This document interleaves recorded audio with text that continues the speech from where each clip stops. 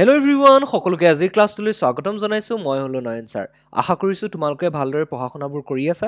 হাতত যিহেতু খুবেই কম সময় আছে আমাৰ গতিকে এই সময়খিনি একেবাৰে অপচয় নকৰিবা নিজৰ পঢ়া-শুনাবোৰ ডেইলি বেসিছত কৰি থাকিবা আজি আমি তোমালোকৰ জেএনভি গাইডৰ তৰফৰ পৰা প্ৰস্তুত কৰি উলিওৱা মডেল পেপাৰ সলভ কৰিম ইয়াৰ অংকবোৰ তোমালোকক ডিটেইল ভাৱে বুজাবলৈ মই আজি চেষ্টা কৰিম ঠিক আছে গতিকে আহাচোন আজিৰ ভিডিওটো আৰম্ভ কৰো সো প্ৰথম কোৱেশ্চনটোত খুদিছে এটো এটা দশমিক ভগ্নাংশ চ্যাপ্টাৰটোৰ পৰা এটা কোৱেশ্চন এই কোৱেশ্চনটোত খুদিছে কি 5 + 5/100 অৰ্থাৎ 100 ভাগৰ 5 যোগ 1000 ভাগৰ 5 যোগ 10 লাখ ভাগৰ 5ৰ দশমিক সংখ্যাটো কি হ'ব মানে এই দশমিক ভগ্নাংশ কিটা যদি আমি যোগ কৰি দিও তেতিয়া হলে আমি তলৰ কোনটো পাম গম পাইছানে তলৰ কোনটো আনসাৰ হিচাপে পাম গতিকে মই দশমিক ভগ্নাংশবোৰ কেনেদৰে আমি দশমিক সংখ্যাৰ ৰূপলৈ নিব পাৰো তাৰ ওপৰত মই অলৰেডি তোমালোকক ডিসকাশন কৰি বুজাই দিছিলো ওকে এতিয়া আমি এবাৰ চাই লওঁ আকৌ বস্তুটো এবাৰ তোমালোকৰ আইডিয়া হ'বৰ কাৰণে মই আকৌ এবাৰ চাই দিছো আমাৰ হাতত যিকিটা আমাৰ দশমিক ভগ্নাংশ আছে সেইগিটাক প্ৰথমতে আমি কি কৰিম দশমিক সংখ্যাৰ ৰূপলৈ লৈ যাম গম পাইছানে দশমিক সংখ্যাৰ ৰূপলৈ প্ৰথমতে লৈ যাম সো 5টো নিবলগীয়া নাই 5টো এটা গোটা সংখ্যা গতিকে 5টো তেনেকৈ থাকক আমি 100 ভাগৰ 5টোক দশমিক সংখ্যালৈ নিম আমি যদি 100 ভাগৰ 5টোক দশমিক সংখ্যালৈ নিও 100 ভাগৰ 5 ইকুৱেল আমি দশমিক সংখ্যালৈ কেনেদৰে নিও সোৱা তোমালোকে কি কৰিবা দশমিক সংখ্যালৈ নিয়াৰ এটা একেবাৰে সহজ এটা কথা এই কথাটো হৈছে কি একটোক তোমালোকে দশমিক বুলি ভাবিবা গম পাইছানে দশমিক বুলি ভাবিবা একটোক সো মই প্ৰথমতে কি কৰিলো 0 দিলো এই একটোৰ ঠাইত মই দশমিকটো বহাই দিলো গম পাইছা এই যিটো 1 আছে একৰ ঠাইত মই দশমিক বহাই দিলো তাৰ পিছত আমি দেখি আছো কি একৰ পিছত দুটা শূন্য আছে এটা দুটা শূন্য আছে গতিকে আমাৰ কি হ'ব দশমিকটোৰ পিছতো আমি দুটা অংক দিব লাগিব গম পাইছানে একটোক মই প্ৰথমতে দশমিক বুলি বহাই দিলো দশমিক বুলি ভাবি বহাই দিলো তাৰ পিছত একৰ পিছত দুটা শূন্য আছে 0 দুটা আছে গতিকে আমি কি কৰিম দশমিকৰ পিছতো আমাৰ দুটা অংক থাকিব এতিয়া আমি যদি চাও আমাৰ এটা অংক পাই আছো 5 হয়নে গতিকে আনটো অংক আমি কি বহাম 0 বহাই দিম গতিকে এটো 0.05 গম পাইছানে এটা অংক আমাৰ হাতত আছে 5 আনটো অংক আমাৰ নাই গতিকে এটো আমি 0 বহাই দিম আৰু 0 টো সদায় আগত বহাবা পিছত নবহাবা ঠিক আছে সো তেনেকৈ আমি নিউ একটোক মই প্ৰথমতে দশমিক বুলি ভাবি ললো একৰ পিছত দুটা শূন্য আছে তাৰ মানে কি আমাৰ দশমিকটোৰ পিছতো দুটা অংক থাকিব লাগিব গতিকে এটা অংক আমাৰ হাতত 5 আছে আনটো অংক মই 0 বুলি ভাবি ললো আৰু বহাই দিলো গতিকে 100 ভাগৰ 5 যেটো দশমিক ভগ্নাংশ আছে হেতুক আমি দশমিক ৰূপলৈ নিলে দশমিক সংখ্যাৰ ৰূপলৈ নিলে আমি পাম 0.05 ওকে এতিয়া আমি তেনেকৈ নেক্সটটো নিউ নেক্সটটো যদি চাও আমি এটো তলত কিমান আছে 1000 আছে 1000 আছে হয়নে 1000 আছে ওপৰত 5 আছে এতিয়া আমি যদি চাও এই সংখ্যাটোত এই ভগ্নাংশটোত তলত যেটো 1 আছে একৰ ঠাইত মই কি বহালো দশমিক বহালো হলে একৰ ঠাইত মই কি বহালো দশমিক বহালো এতিয়া একৰ পিছত কেটা শূন্য আছে এটা দুটা তিনটা শূন্য আছে নহয় জানো তিনটা শূন্য আছে গতিকে আমাৰ দশমিকটোৰ পিছতো তিনটা অংক থাকিব কিন্তু আমাৰ হাতত এটা অংক আছে হয়নে 5 টো আছে গতিকে বাকি দুটা অংক আমি কি কৰিম 0 বহাই দিম 0.05 গম পালা একেবাৰে সহজ এটা প্ৰক্ৰিয়া তোমালোকে যিকোনো দশমিক ভগ্নাংশ থাকিলে তাক তোমালোকে এনেকৈ দশমিক ৰূপলৈ লৈ যাব পাৰা গতিকে 1000 ভাগৰ 5 যেটো দশমিক ভগ্নাংশ আছিল হেতুক আমি দশমিক ৰূপলৈ নিলে পাম 0.005 ওকে এতিয়া আমি নেক্সটটো চাও নেক্সটত আছে একৰ পিছত কেটা শূন্য আছে হেতু আমি মন কৰিবলগীয়া কথা হেতু মন কৰিলে হ'ল হয়নে গতিকে মই নেক্সটটো যদি চাও আমাৰ একৰ পিছত কেটা শূন্য আছে সোৱা এটা দুটা তিনটা চাৰিটা পাঁচটা ছটা হয়নে এটা দুটা তিনটা চাৰিটা পাঁচটা ছটা শূন্য আছে হয়নে আৰু ওপৰত কি আছে 5 আছে ওকে এটো কি আমি দশমিক সংখ্যাৰ ৰূপলৈ নিবলৈ একেবাৰে সহজ কথা কেনেকৈ নিম আমি মই অলপ এফালে পাতিব লাগিছিল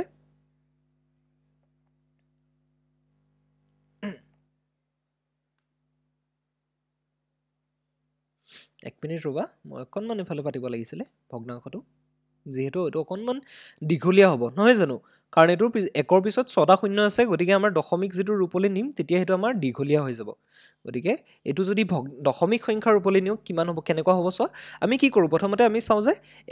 একটোক আমি কি বুলি ভাবো দশমিক বুলি ভাবিলো সো 0.1 টোৰ ঠাইত আমি দশমিক বহালো একৰ পিছত কেটা শূন্য আছে এটা দুটা তিনটা চাৰিটা পাঁচটা ছটা আছে হয়নে গতিকে আমি কি কৰিম ছটা অংক থাকিব লাগিব দশমিকৰ পিছত এই দশমিকটোৰ পিছত ছটা অংক থাকিব লাগিব আৰু আমাৰ হাতত আছে এটা অংক গতিকে বাকি পাঁচটা অংক আমি নাজানো গতিকে হেকিটা আমি 0 বহাই দিম গতিকে 0 0 0 0 0 হয়নে পাঁচটা অংক আমাৰ হাতত নাই এটাহে আছে ছটা অংকৰ ভিতৰত গতিকে বাকি পাঁচটা মই 0 বহাই দিলো আৰু তাৰ পিছত মই কি বহাই দিলো এটো 5 বহাই দিলো হলে গতিকে আমি প্ৰতিটো দশমিক ভগ্নাংশ যি আছে প্ৰতিটো দশমিক ভগ্নাংশ এই গোটেইকেইটা দশমিক ভগ্নাংশকে মই কি কৰিলোঁ দশমিক সংখ্যাৰ ৰূপলৈ লৈ গ'লোঁ তাৰপিছততো আমি দশমিক সংখ্যাৰ যোগৰ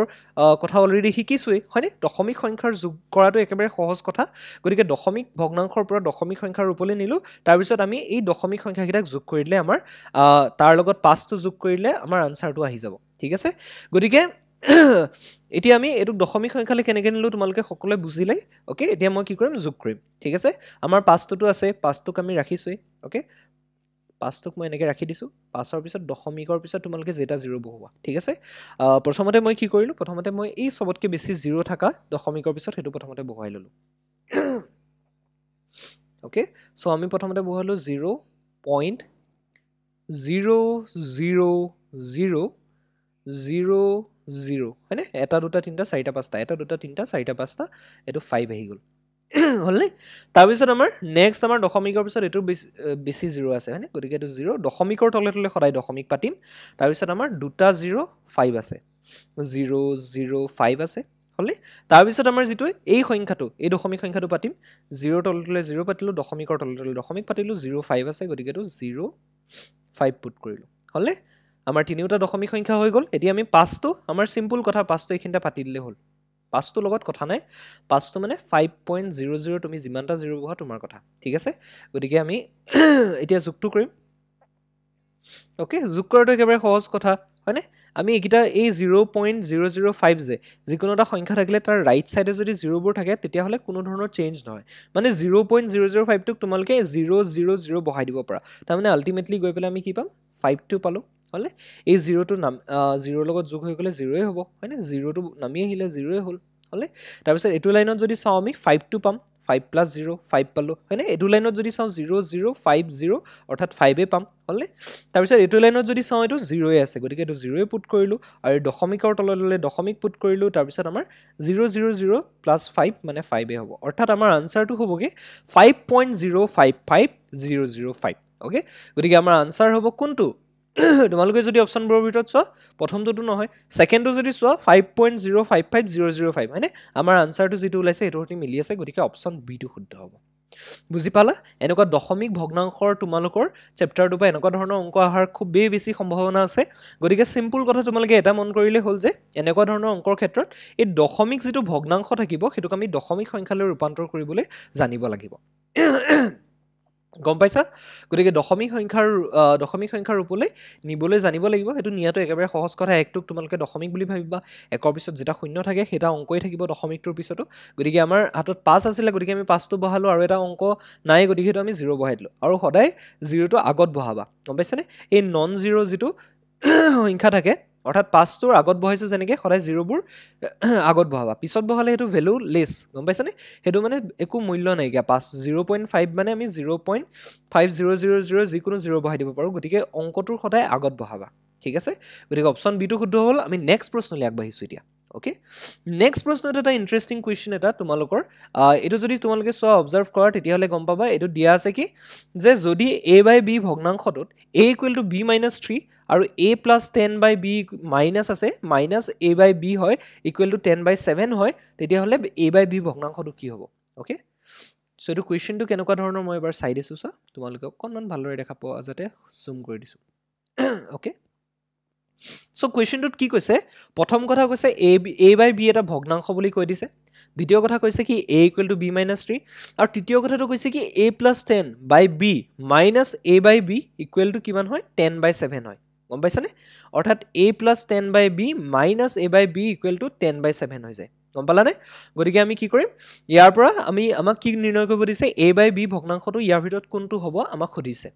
সো এই কোৱেশ্চনটো তোমালোকে কি কৰিবা সদায় তোমালোকৰ এনেকুৱা ধৰণৰ কোৱেশ্চন যেতিয়া থাকিব তোমালোকৰ এই সম্বন্ধটো এটা দিয়া আছে a = b - 3 হয়নে তাৰ পিছত আন এটা সম্বন্ধ দিয়া আছে a + 10/b minus a/b = 10/7 গতিকে এই দুটা সম্বন্ধৰ পৰা আমি কি কৰিব পাৰো a/b ভগ্নাংশটো নিৰ্ণয় কৰিব পাৰো মনত ৰাখিবা আৰু তোমালোকে যেতিয়া কৰিবা তেতিয়া একেবাৰে সহজ হৈ যাব বস্তুটো দেখাত হয়তো কোনোবাই টান বুলি ভাবিব পাৰা গতিকে মই এই সম্বন্ধটো লৈছো এটো আমাক যেটো ৰিলেচনটো দিয়া আছে যে a + 10/b minus a/b equal to 10/7 হেতু আমাক দিয়া আছে গতিকে এটো আমি ব্যৱহাৰ কৰিম এতিয়া ওকে সো আমাক যেটো দিয়া আছে এটো প্ৰথমতে লিখি ললো a + 10 ডিভাইডেড বাই কি দিয়া আছে b minus a by b okay এইখিনিতে ব্ৰেকেট এটা আছে নহয় জানো তাৰপিছত ইকুৱেল টু দিয়া আছে আমাৰ কিমান 10/7 10/7 বুলি আমাক দিয়া আছে অ'কে এতিয়া আমি কি কৰিম প্ৰথমতে চোৱা এটোত আমি কি কৰিব পাৰো আমাৰ ইয়াৰ পৰা আমি কি কৰিব পাৰো হেতু তোমালোকৰ মাইন্ডত প্ৰথম আইডিয়াটো আহিব লাগিব মই যদি চাও এই a + 10/b যেটো আছে এটুক যদি মই সেপাৰেট কৰি দিও মানে a by b plus 10/b লিখি দিও মই দেখি আছো এপিনে -a/b এটা আছে গতিকে কটাকটি গুচি যাব অৰ্থাৎ এটা চলক আহি যাব অৰ্থাৎ a আৰু b দুটা চলক আছে তাৰ পৰা মই কি পাম এটা চলকৰ এটা সমীকৰণ পাই যাম সদায় এই এনেকুৱা ধৰণৰ যেতিয়া সমীকৰণ এটা থাকিব সদায় মন কৰিবা যে তোমালোকে ইয়াৰ ভিতৰত কোনোবা এটা চলক তোমালোকে নাইকিয়া কৰিব পাৰা নেকি এটা চলক নাইকিয়া কৰিলে আনটো চলক এটা চলক থাকাৰ লগে লগে তোমালোকৰ কি হ'ব সেই চলকটোৰ মান নিৰ্ণয় কৰাটো একেবাৰে সহজ হৈ যাব গতিকে মই হেতুকে কৰিছো মই দেখি আছো যে কি মই যদি সেপাৰেট কে লিখি দিও এই a/b আৰু এপিনে a/b এটা আহিব দুইটা নাইকিয়া হৈ যাব আৰু শেষত থাকিব b এটা থাকিব b থাকা এটা ভগ্নাংশ সমীকৰণ পাম গতিকে b ৰ মানটো নিৰ্ণয় কৰাটো একেবাৰে সহজ হৈ পৰিব গতিকে মই হেতুকে কৰিব গৈ আছো গতিকে এটো ইমপ্লাইজ দিলো মই এটোক সেপাৰেট কে লিখি দিব পাৰিম হয়নে এনেকুৱা ভগ্নাংশ যেতিয়া a + 10/b এটোক মই এনেকে লিখিব পাৰো a/b লিখি দিব পাৰো ওকে প্লাস চিন আছে মাজত গতিকে প্লাস চিন দিলো আৰু এটো লিখিব পাৰো 10/b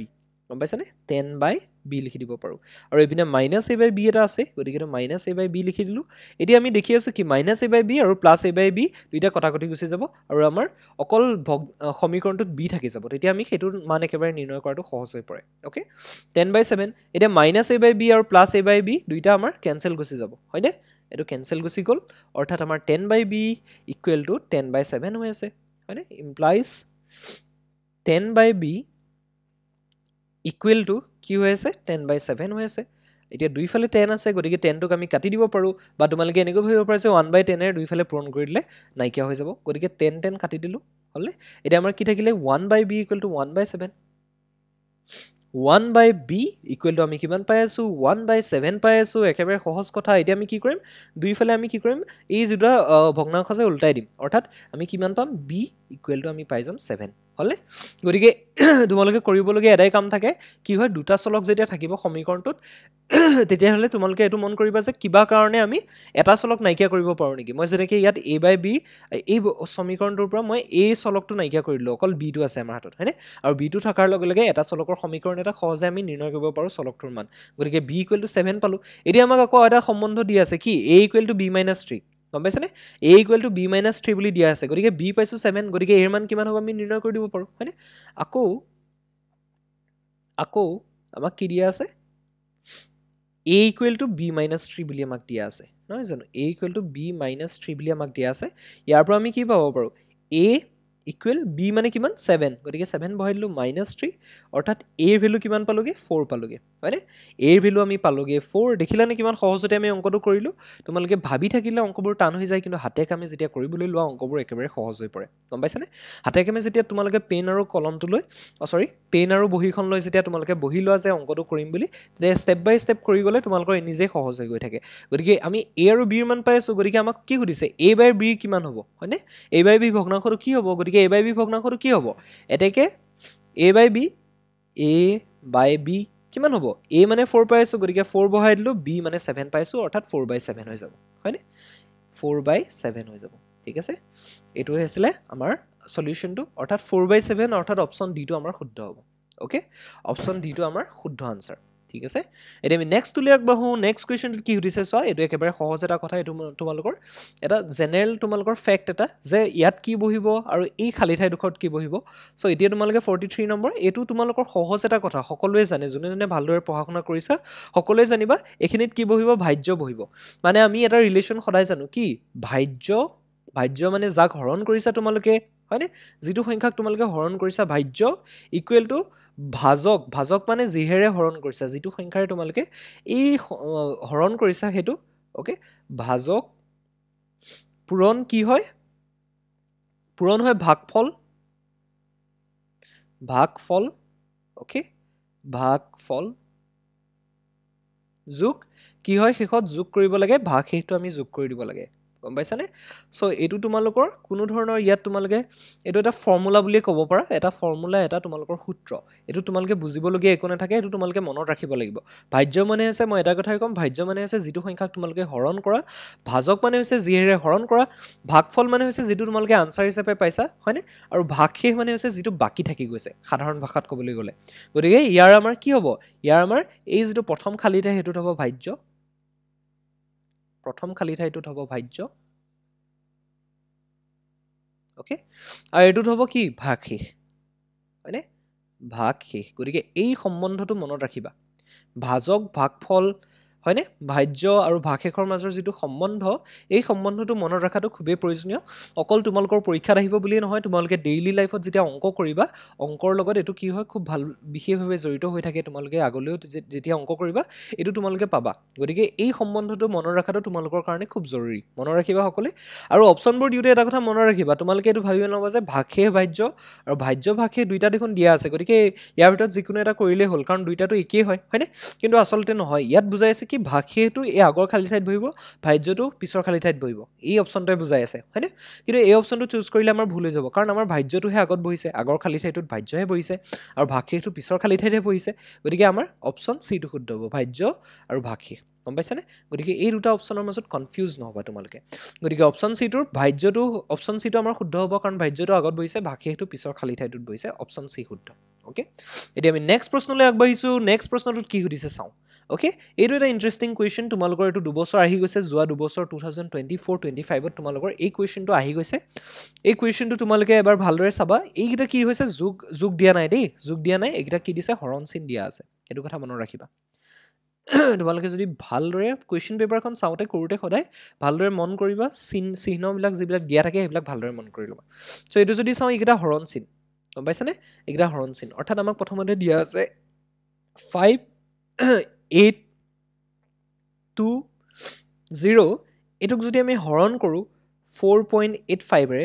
4.85 ৰে ওকে ইকুৱেল টু আমাৰ কিমান হৈ আছে 1200 হৈ আছে হয়নে এটো আমি কিমান পাইছো 1200 ওকে এতিয়া এটো যদি এনেকুৱা হয় যে 5820 অৰ্থাৎ 5820ক আমি যদি 4.85 ৰে হৰণ কৰো তেতিয়াহলে আমি যদি 1200 পাও তেতিয়াহলে আমাক খুদিছে 582 মই এখিনি নিলিখো ওকে এখিনি লিখিছো 582ক আমি 48.5 ৰে অৰ্থাৎ এই দশমিকটো এঘৰ পিছুৱাই গৈছে 48.5 ৰে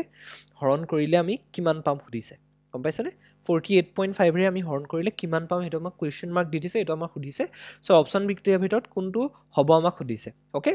সো এটো অংক কৰাৰ তৰিকাটো চোৱা তোমালোকে প্ৰথম কথা হ'ল এই যেটো 5820 ও হৰণ কৰিছে 4.85 ৰে আৰু ইকুৱেল টু 1200 পাইছে এটোৰ পৰা মই এটা বেলেগ এটা সমীকৰণ বনাই লব পাৰো কি কৰিব পাৰো আমি লিখিব পাৰো চোৱা আমি কি লিখিব পাৰো 5820 ইকুৱেল মই এই যেটো 4.85 ৰে এটো হৰণ কৰি আছে হয়নে এটোক যদি মই সমান চিনৰ হিফাললৈ লৈ যাও তেতিয়াহলে আমি কিমান পাম এটোৱে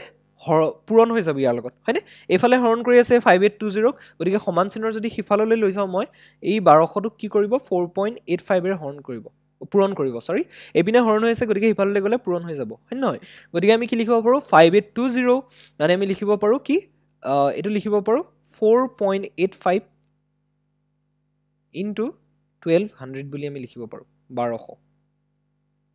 হয়নে এই বুলি আমি লিখিব পাৰো গম পাইছানে 1200 বুলি আমি লিখিব পাৰো 1200 বুলি আমি লিখি দিব পাৰো হলে এটি আমি কি কৰিম ইয়াৰ পৰা মই কি কৰিম আমি এটোক অকনমান আৰু অলপ ইম্প্ৰোভাইজ কৰি দিম মোৰ সুবিধাৰ কাৰণে মই এতিয়া চোৱা তোমালোকে মই এটো ইম্প্ৰোভাইজ কিয় কৰি আছো এই সমীকৰণটো কিয় বনাইছো তোমালোকে গম পাবা এতিয়া মই এই সমীকৰণটো তোমালোকে যদি চোৱা এটোৰ পৰা আমি কি পাব পাৰো 5820 হয়নে 5820 ইকুৱেল টু মই কি লিখিব পাৰো জানানে এই দশমিকটোক মই দুঘৰ পিছুৱাবলৈ চেষ্টা কৰিম এঘৰ পিছুৱাবলৈ চেষ্টা কৰিম গম পাইছানে এই দশমিকটো যেটো 4.85 আছে 4.85 আছে এটুক মই কি কৰিম এই দশমিকটোক মই এঘৰ পিছুৱাই অৰ্থাৎ মই এটুক কি কৰিম কি হলে কনভাৰ্ট কৰিব বিচাৰিম 48.5 লৈ মই কনভাৰ্ট কৰিব বিচাৰিম গম পাইছানে 48.5 লৈ কনভাৰ্ট কৰিব বিচাৰিম কিহৰ কাৰণে কাৰণ আমাৰ ইয়াত 48.5 আছে দেখিছানে দশমিকটো এঘৰ পিছুৱাই আছে ইয়াত 4.85 আছিল ইয়াত 48.5 আছে গতিকে মই এই 4.85 যেটো আছে হেতুক মই 48.5 লৈ বনাব বিচাৰিম হয়নে এতিয়া দশমিকটো এঘৰ পিছাবলৈ কি কৰোঁ আমি সদায় এঘৰ যদি দশমিক পিছাবলৈ হয় আমি এইটোক 10ৰে পূৰণ কৰি দিওঁ হয়নে গতিকে মই এইটোক 10ৰে পূৰণ কৰি দিম 10ৰে পূৰণ কৰিম মানে কি এইটো 4.85 ক মই এনেকৈও লিখিব পাৰোঁ চোৱাচোন এই 1200 মানে কি আছে 1200 মানে আমি লিখিব পাৰোঁ 12 পূৰণ 100 12 পূৰণ 100 বুলি লিখিব পাৰোঁ হয়নে 100 মানে কি আকৌ 10 পূৰণ 10 হয়নে অৰ্থাৎ ইয়াতে 10 এটা সোমাই আছে 1200টোত আমাৰ 10 এটা সোমাই আছে হয়নে গতিকে 5820 ঠিক আছে এটোক মই কি কৰিলোঁ এই দশমিকটো মই এঘৰ পিছাবলৈ বিচাৰিম কিহৰ কাৰণে কাৰণ ইয়াত 48.5 আছে আৰু দশমিকটো এঘৰ পিছাবলৈ আমাক 10ৰে পূৰণ কৰিব লাগে দশমিক সংখ্যাটাক হয়নে দশমিকটো যিমান ঘৰ পিছাও সিমান ঘৰে সিমানটা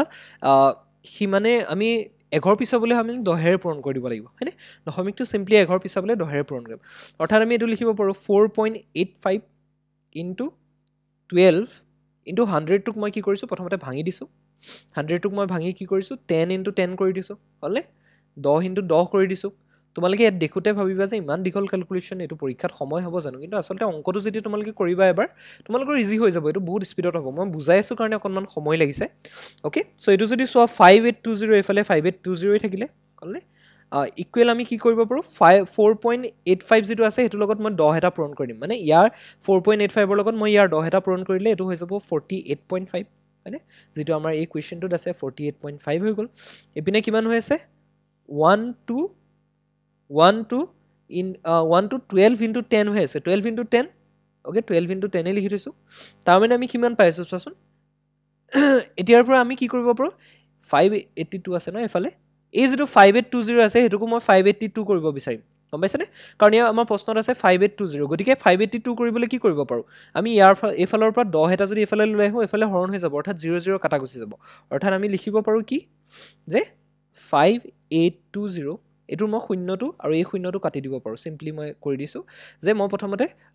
আমি প্ৰশ্নটো দেখি আছো ইয়াত 582 আছে গতিকে 582 বনাব বিচাৰিম আৰু এবিনা 48.5 আছে গতিকে এটো 48.5 বনাব বিচাৰিম 48.5 বনাবলৈ 4.85 ৰ লগত মই 10 এটা পূৰণ কৰি দিলো আৰু 5820 ৰ পৰা মই শূন্য এটা নাইকিয়া কৰিবলৈ মই কি কৰিলো 10 ৰে হৰণ কৰি দিলো বা দুইফালে আমি শূন্যটো কাটি দিব পাৰো গম পাইছানে যেহেতু পূৰণ চিন আছে গতিকে শূন্যটো কাটি দিলো তাৰ মানে কি হ'ল 582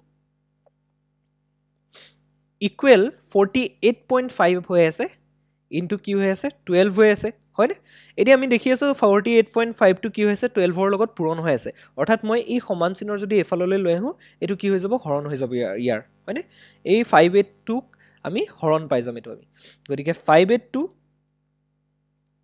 এপিনে পূৰণ হৈ আছে 12 ৰ লগত হয়নে গতিকে এফালে আহিলে কি হ'ব হৰণ হৈ যাব অৰ্থাৎ 48.5 হৈ যাব তলত হয়নে অৰ্থাৎ ইকুৱেল টু আমি 2 পাই আছো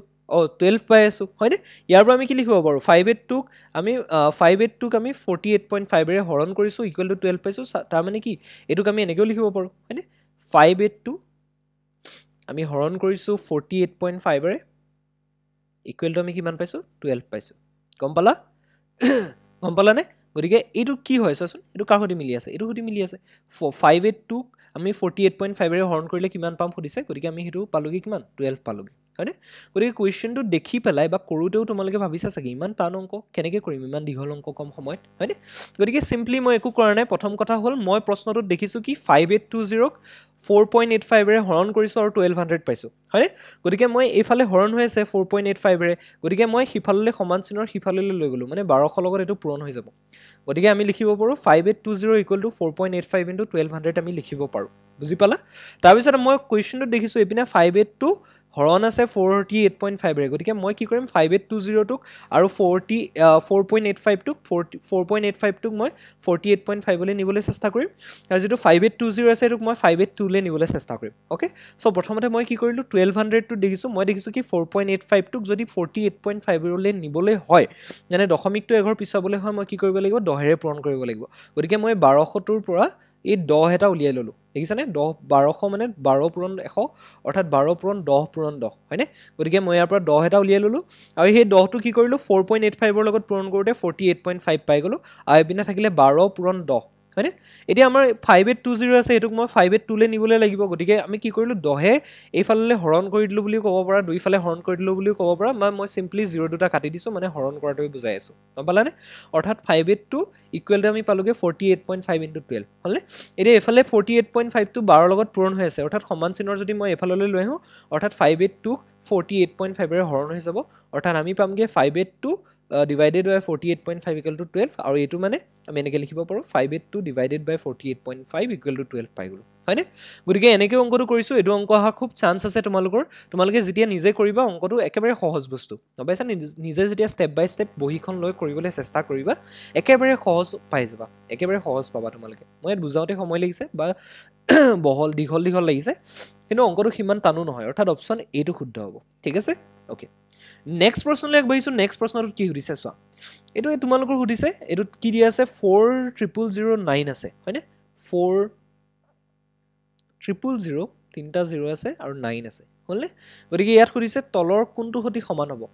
4-10,000 আৰু 9-10 হয়নে 30-10,000 আৰু 9-10 40,000 আৰু 9-10 আৰু 4-10,000 আৰু 9 একক হয়নে গতিকে প্ৰথম কথা হ'ল তোমালোকে যদি চোৱা 9টো এককৰ স্থানত আছে হয় নহয় গতিকে আমি যদি অপশ্যন কেইটা চাওঁ 9টো এইটোত কৈছে 9-10 9-10 9 কৈ আছে আৰু এইটোতহে অকল 9 একক কৈ আছে গতিকে আমি সিম্পলি ইয়াৰ পৰা চাই কৰি দিব পাৰোঁ যে 9 একক যিটোত আছে অপশ্যন এইটোৱে শুদ্ধ হ'ব হয়নে এতিয়া যদি চাওঁ আমি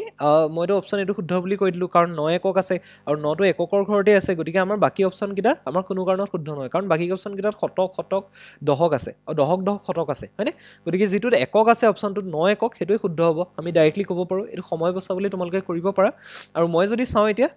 4-10,000 হয় নে নহয় এতিয়া যদি চাওঁ একক দশক শতক হাজাৰ অযুত অৰ্থাৎ 4×10,000 হ'ব অৰ্থাৎ 4-10,000 আৰু 9 একক অপশ্যনটো শুদ্ধ হৈছে গম পাইছেনে চ' এনেকুৱা ধৰণৰ ট্ৰিকবিলাক তোমালোকে পৰীক্ষাত ইউজ কৰিব পাৰা চিম্পলি আমি দেখি আছোঁ কি 9টো এককৰ স্থানত আছে গতিকে অপশ্যন কেইটা যদি চাওঁ এইটোত 9-10 আছে 9-10 আছে 9 শতক আছে আৰু এই অপশ্যনটোতহে 9 একক আছে গতিকে অবভিয়াছলি এই অপশ্যনটোৱে শুদ্ধ হ'ব লাগিব বুজি পাইছানে এনেকুৱা শ্বৰ্ট ট্ৰিকবিলাক তোমালোকে MCQত ব্যৱহাৰ কৰিব পৰা তোমালোকৰ সময় বচাবৰ কাৰণে নেক্সট প্ৰশ্নটোলৈ যাওঁ নেক্সট প্ৰশ্নটো সুধিছে তলৰ কোনটো সংখ্যা এটা পূৰ্ণবৰ্গ সংখ্যা ওকে তলৰ কোনটো সংখ্যা এটা পূৰ্ণবৰ্গ সংখ্যা এতিয়া পূৰ্ণবৰ্গ সংখ্যা নিৰ্ণয় কৰিবলৈ আমি কি কৰিম সংখ্যাকেইটাক প্ৰথমতে আমি কি কৰিম মৌলিক উৎপাদকীকৰণ অৰ্থাৎ মৌলিক উৎপাদকত ভাঙি দিম মই যদি 142ক মৌলিক উৎপাদকত ভাঙো মই দেখি আছোঁ ইয়াত 0 এটা আছে তাৰমানে কি আমি 10 এটা পূৰণ কৰিবই পাৰিম 10 এইটো ঘৰণ যাব অৰ্থাৎ আমি লিখিব পাৰিম 14 × 10 হয়নে 14 × 10 লিখিলোঁ তাৰমানে আমি কি লিখিব পাৰোঁ 14 মানে 7 × 2 ইনটু 10টোক আমি ভাঙি দিব পাৰোঁ 5 × 2 গম পাইছানে 5 × 2 অৰ্থাৎ এইটো মৌলিক উৎপাদকীকৰণ হৈ গ'ল কিন্তু কথাটো হ'ল সংখ্যাটো যদি পূৰ্ণবৰ্গ সংখ্যা হয় তেতিয়াহ'লে তাৰ মৌলিক উৎপাদকবোৰ জোৰা হৈ থাকিব এতিয়া যেনেকৈ 2 মৌলিক উৎপাদকটো এইটো কি হৈছে জোৰা এটা বান্ধি আছে দুটা আছে মানে এজোৰ আছে হয়নে কিন্তু 5টো কোনো ধৰণৰ জোৰা নহয় 5টো ছিংগলকৈ আছে 7টো ছিংগলকৈ আছে গতিকে এইটো কোনো কাৰণত পূৰ্ণবৰ্গ সংখ্যা নহয় গম পাইছানে এতিয়া 121টো যদি তোমালোকে চোৱা 121টো হৈছে আমি 11 লগত 11 পূৰণ কৰিলে কিমান পাম 121 পাওঁ গম পাইছানে এইটো তোমালোকৰ নৰ্মেল কথা এইটো তোমালোকে মনত ৰাখিবা 11 লগত 11 পূৰণ কৰিলে আমি 21 পাওঁ এইটো হৈছে মৌলিক উৎপাদকীকৰণটো অৰ্থাৎ মৌলিক উৎপাদক এটাই আছে 11 আৰু সেইটো কি হৈছে জোৰা হৈ আছে হয়নে এজোৰ হৈ আছে গতিকে আমাৰ পূৰ্ণবৰ্গ সংখ্যা বুলি ক'বলৈ গ'লে 121টো এটা পূৰ্ণবৰ্গ সংখ্যা বুজি পালা মানে মৌলিক উৎপাদকীকৰণ কৰিব লাগিব আৰু মৌলিক উৎপাদককেইটা কি হ'ব জোৰা হ'ব লাগিব ইয়াত যদি চাওঁ যেনেকৈ 2টো জোৰা হৈ আছে তেনেকৈ 5 আৰু 7টো কিন্তু জোৰা হৈ থকা নাই গতিকে 140টো এটা মৌলিক আমি এটা পূৰ্ণবৰ্গ নহয় কিন্তু 121টো যদি চোৱা ইয়াৰ মৌলিক উৎপাদক এটাই আছে 11 হয়নে আৰু 11টো কি হৈছে এজোৰ জোৰা হৈ আছে তাৰমানে কি 121টো এটা পূৰ্ণবৰ্গ গতিকে চিম্পলি তোমালোকে বাকীকেইটা নকৰাকৈ নোচোৱাকৈ ডাইৰেক্টলি তোমালোকে অপশ্যন বিটো শুদ্ধ বুলি কৈ দিব পাৰা কিন্তু তোমালোকৰ যিহেতু মই এক্সপ্লেইন কৰি দিছোঁ বস্তুটো গতিকে মই বাকীকেইটা এবাৰ চাওঁ হয়নে নহয় 50টো যদি চোৱা তোমালোকে 5 × 10 হয়নে 5 × 10 মানে কি হ'ব 5 × 2 হয়নে 10টোক 5 × 2 লিখিব পাৰোঁ এতিয়া যদি চাওঁ ইয়াত দুটা মৌলিক উৎপাদক আছে প্ৰথম হৈছে 5 এটা হৈছে 2 5টো জোৰা বান্ধি আছে এজোৰ হৈ আছে হয়নে কিন্তু 2 এটাই আছে অকল গতিকে এইটো পূৰ্ণবৰ্গ নহয় অ'কে 75টো তেনেকৈ যদি চোৱা 75 মানে আমি লিখিব পাৰোঁ 5 × অ'কে 75 মানে আমি 25 লিখিব পাৰোঁ 25 3 × 75 গতিকে আমি লিখিব পাৰোঁ 3 × 5 × 3 লিখিব পাৰোঁ হয়নে 5 into 3 লিখিব পাৰোঁ এতিয়া মৌলিক উৎপাদকীকৰণটো যদি চোৱা দুটা মৌলিক উৎপাদক আছে এটা আছে 5 এটা আছে 3 5টো জোৰা বান্ধি আছে কিন্তু 3টো জোৰা বান্ধি থকা নাই গতিকে এইটো পূৰ্ণবৰ্গ নহ'ব গতিকে তোমালোকে যদি চাবলৈ যাও মৌলিক উৎপাদকীকৰণ কৰি দিবা এনেকুৱা পূৰ্ণবৰ্গ হয় নে সুধিলে তোমালোকৰ বহুত টান অংক সংখ্যা নিদিয়ে এই সহজ সহজ সংখ্যাবোৰে দিব গতিকে পূৰ্ণবৰ্গ সংখ্যা হয় নে সুধিলে মৌলিক উৎপাদকীকৰণ কৰি দিবা আৰু মৌলিক উৎপাদক প্ৰতিটোৱে কিন্তু মনত ৰাখিবা প্ৰতিটো মৌলিক উৎপাদকে কি হ'ব জোৰা বান্ধি থাকিব লাগিব গম পাইছানে ওকে এতিয়া আমি নেক্সট প্ৰশ্নলৈ আগবাঢ়িছো গতিকে ইয়াৰ অপচন বি টো শুদ্ধ হ'ব ঠিক আছে নেক্সট প্ৰশ্নলৈ আগবাঢ়িছো নেক্সট প্ৰশ্নটোত কি সুধিছে চোৱা নেক্সট প্ৰশ্নটোত সুধিছে এইটো এটা কোণৰ তোমালোকৰ কোণৰ প্ৰকাৰ বুলি এটা চেপ্টাৰ আছিলে কোণৰ লগত জড়িত অংকবোৰ তাতে আছে গতিকে ইয়াত যদি চাওঁ দুটা কোণৰ সমষ্টি এটা স্থূলকোণ হয় তেন্তে তলত উল্লেখ কৰা কোণটো সম্ভৱ নহয় বুলি সুধিছে গম পাইছানে দুটা কোণৰ সমষ্টি কি কৈছে স্থূলকোণ হয় স্থূলকোণ মানে কি সেইটো জানিব লাগিব স্থূলকোণ মানে হৈছে যিবোৰ কোণৰ মাপ 90 ডিগ্ৰীতকৈ ডাঙৰ হয় যিবোৰ কোণ আমাৰ 90 ডিগ্ৰীতকৈ ডাঙৰ হয় গম পাইছানে আৰু যিবোৰ কোণ 180 ডিগ্ৰীতকৈ কিন্তু সৰু হয় গম পাইছানে 180 ডিগ্ৰীতকৈ সৰু হ'ব লাগিব 90 ডিগ্ৰীতকৈ ডাঙৰ আৰু 180 ডিগ্ৰীতকৈ সৰু হ'ব লাগিব এতিয়া কৈছে দুটা কোণৰ সমষ্টি এটা স্থূলকোণ হয় তাৰ মানে কি কোণ দুটাৰ সমষ্টিটো এই 90 ডিগ্ৰী আৰু 180 ডিগ্ৰীৰ মাজত থাকিব এতিয়া কৈছে তলৰ কোণটো সম্ভৱ নহয় ওকে তলৰ কোণটো সম্ভৱ নহয় বুলি সুধিছে সম্ভৱ নহয় বুলি সুধিছে দেই এইটো এটা লজিকেল কথা তোমালোকে নিজৰ লজিকটো খটাব লাগিব এইটোত যদি চাওঁ তোমালোকে এটা সমকোণ আৰু এটা সূক্ষ্মকোণৰ কথা কৈছে গম পাইছানে এটা সমকোণ আৰু এটা সমকোণ মানে কি 90 ডিগ্ৰী কোণটো আৰু এটা সূক্ষ্মকোণ মানে কি হৈছে 0 ডিগ্ৰীতকৈ ডাঙৰ 90 ডিগ্ৰীতকৈ সৰু এটা কোণ গম পাইছানে সো আমি যদি যিকোনো এটা কোণ চাওঁ তেতিয়াহ'লে সমকোণ এটা 90 ডিগ্ৰী ওকে যিকোনো এটা সূক্ষ্মকোণ যদি চোৱা তোমালোকে সেইটো কি পাবা ধৰি ললো মই এইটো 40 ডিগ্ৰী ললো হয়নে 40 ডিগ্ৰী যদি লওঁ এইটো গৈ পেলাই কিমান হ'ব 9 4 13 130 ডিগ্ৰী হ'ব হয়নে আৰু যিটো 130 ডিগ্ৰী হ'বগে আলটিমেটলি গম পাইছানে অৰ্থাৎ এইটো এটা স্থূলকোণে হৈ আছে গম পাইছা নাই 180তকৈ সৰু হৈ আছে তাৰ মানে কি এইটো এটা স্থূলকোণে হৈ আছে তাৰ মানে যিকোনো এটা সমকোণ লোৱা আৰু সূক্ষ্মকোণ যদি এটা লোৱা তেতিয়াহ'লে সেই দুটা যোগ কৰিলে আমি এটা স্থূলকোণ পোৱাটো সম্ভৱপৰ গম পাইছানে এটা যদি কোণ দুটাৰ সমষ্টি স্থূলকোণ হয় বুলি কৈছে আৰু সেই কোণ দুটা যদি এটা যদি সমকোণ হয় এটা যদি সূক্ষ্মকোণ হয় সিহঁত দুটাৰ যোগফলটো 130 ডিগ্ৰী পোৱাটো অৰ্থাৎ 130 ডিগ্ৰী পাইছোঁ মানে এটা স্থূলকোণ পোৱাটো সম্ভৱ গতিকে এইটো কোনো কাৰণত অসম্ভৱ নহয় এইটো সম্ভৱেই হ'ব গম পাইছানে আৰু এইটো নেক্সটটো যদি চাওঁ এটা স্থূলকোণ আৰু এটা সূক্ষ্মকোণ স্থূলকোণ মানে কি আমাৰ 90 ডিগ্ৰীতকৈ ডাঙৰ 180 ডিগ্ৰীতকৈ সৰু গতিকে এনেকুৱাটো যদি কোণ লওঁ মই 120 ডিগ্ৰীটো ল'লোঁ ওকে আৰু প্লাছ মই আন এটা সূক্ষ্মকোণ ল'লোঁ সূক্ষ্মকোণ এটা ধৰি ল'লোঁ মই 30 ডিগ্ৰী ল'লোঁ চ' এই দুটা যদি যোগ কৰি দিওঁ আমি কিমান পাওঁ 150 ডিগ্ৰী পাই আছোঁ মানে এটা স্থূলকোণে পাই আছোঁ অৰ্থাৎ এটা স্থূলকোণ আৰু এটা সূক্ষ্মকোণ যোগ কৰিলে এটা স্থূলকোণ পোৱাটো সম্ভৱপৰ মানে কোণ দুটাৰ সমষ্টি যদি স্থূলকোণ হয় তেতিয়াহ'লে এটা স্থূলকোণ আৰু এটা সূক্ষ্মকোণ হ'লেও সেই কোণ দুটাৰ সমষ্টি কি হ'ব স্থূলকোণ হোৱাৰ সম্ভাৱনা আছে মানে সম্ভৱপৰ হয় এইটো আমাৰ ঘটিব পাৰে ওকে অপশ্যন বিটো তেতিয়াহ'লে সম্ভৱ অপশ্যন চিটো যদি চাওঁ এইটো একেবাৰে সহজ কথা অপশ্যন চিটো কৈছে দুটা সূক্ষ্মকোণ মানে যি দুটা কোণ আমি যোগ কৰিছোঁ সেই দুটা যদি সূক্ষ্মকোণ হয় তেতিয়াহ'লে সিহঁতৰ যোগফলটো এটা স্থূলকোণ হ'বনে নহয় এতিয়া সূক্ষ্মকোণ মানে মই এটা ল'লোঁ 80 ডিগ্ৰী ল'লোঁ ওকে তাৰপিছত মই আন এটা সূক্ষ্মকোণ ল'লোঁ 60 ডিগ্ৰী দুইটাই সূক্ষ্মকোণ যিহেতু 90তকৈ সৰু আৰু 0তকৈ ডাঙৰ গতিকে দুইটা সূক্ষ্মকোণ ল'লোঁ আৰু সিহঁতৰ যোগফলটো যদি চাওঁ 140 28 14 140 ডিগ্ৰী হৈ আছে হয়নে অৰ্থাৎ আমি এটা স্থূলকোণ পাই আছোঁ গতিকে দুটা যদি সূক্ষ্মকোণ হয় তেতিয়াহ'লে সিহঁতৰ যোগফলটো কি হ'ব পাৰে এটা স্থূলকোণ হ'ব পাৰে গতিকে এইটো আমাৰ লজিকটো সম্ভৱ হয়নে দুটা সূক্ষ্মকোণ হ'লেও সিহঁতৰ সমষ্টিটো এটা স্থূলকোণ পোৱাটো সম্ভৱ ওকে এতিয়া অপশ্যন ডিটো যদি চাওঁ ইয়াত কৈছে দুটা সমকোণ এতিয়া দুটা সমকোণ মানে কি 90 ডিগ্ৰী হ'বই লাগিব সমকোণ অৰ্থাৎ দুটা সমকোণ মানে 90 ডিগ্ৰী যোগ 90 ডিগ্ৰী এতিয়া 90 ডিগ্ৰী যোগ 90 ডিগ্ৰী কৰিলে আমি ডাইৰেক্টলি 180 ডিগ্ৰী পাই আছোঁ কিন্তু 180 ডিগ্ৰীটো যদিও এটা স্থূলকোণ হয় কোনো কাৰণত নহয় কাৰণ স্থূলকোণৰ ডেফিনেশ্যনটোৱে হৈছে 90 ডিগ্ৰীতকৈ ডাঙৰ হ'ব লাগিব আৰু 180 ডিগ্ৰীতকৈ সৰু হ'ব লাগিব কিন্তু এই যিটো আমাৰ সমকোণ দুটা যোগ কৰি যিটো কোণ পাইছোঁ এইটো 180 ডিগ্ৰীৰ সৈতে সমান হৈ আছে তাৰমানে কি দুটা সমকোণ যোগ হৈ কেতিয়াও এটা স্থূলকোণ হ'ব নোৱাৰে মানে যদি দুটা কোণৰ সমষ্টি স্থূলকোণ হয় তেতিয়াহ'লে কোণ দুটাৰ আমাৰ সমকোণ হ'ব নোৱাৰিব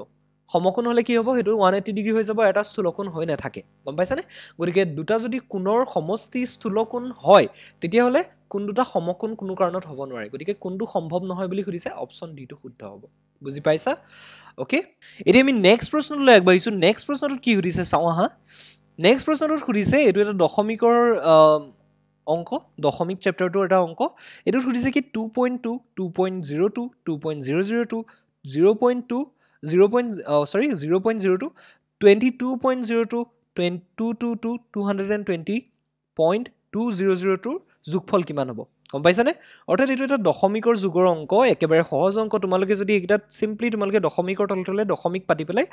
পাতি যোৱা প্ৰথম কথা হ'ল 2.2 আছে হয়নে গতিকে 2.2 পাতিলো ওকে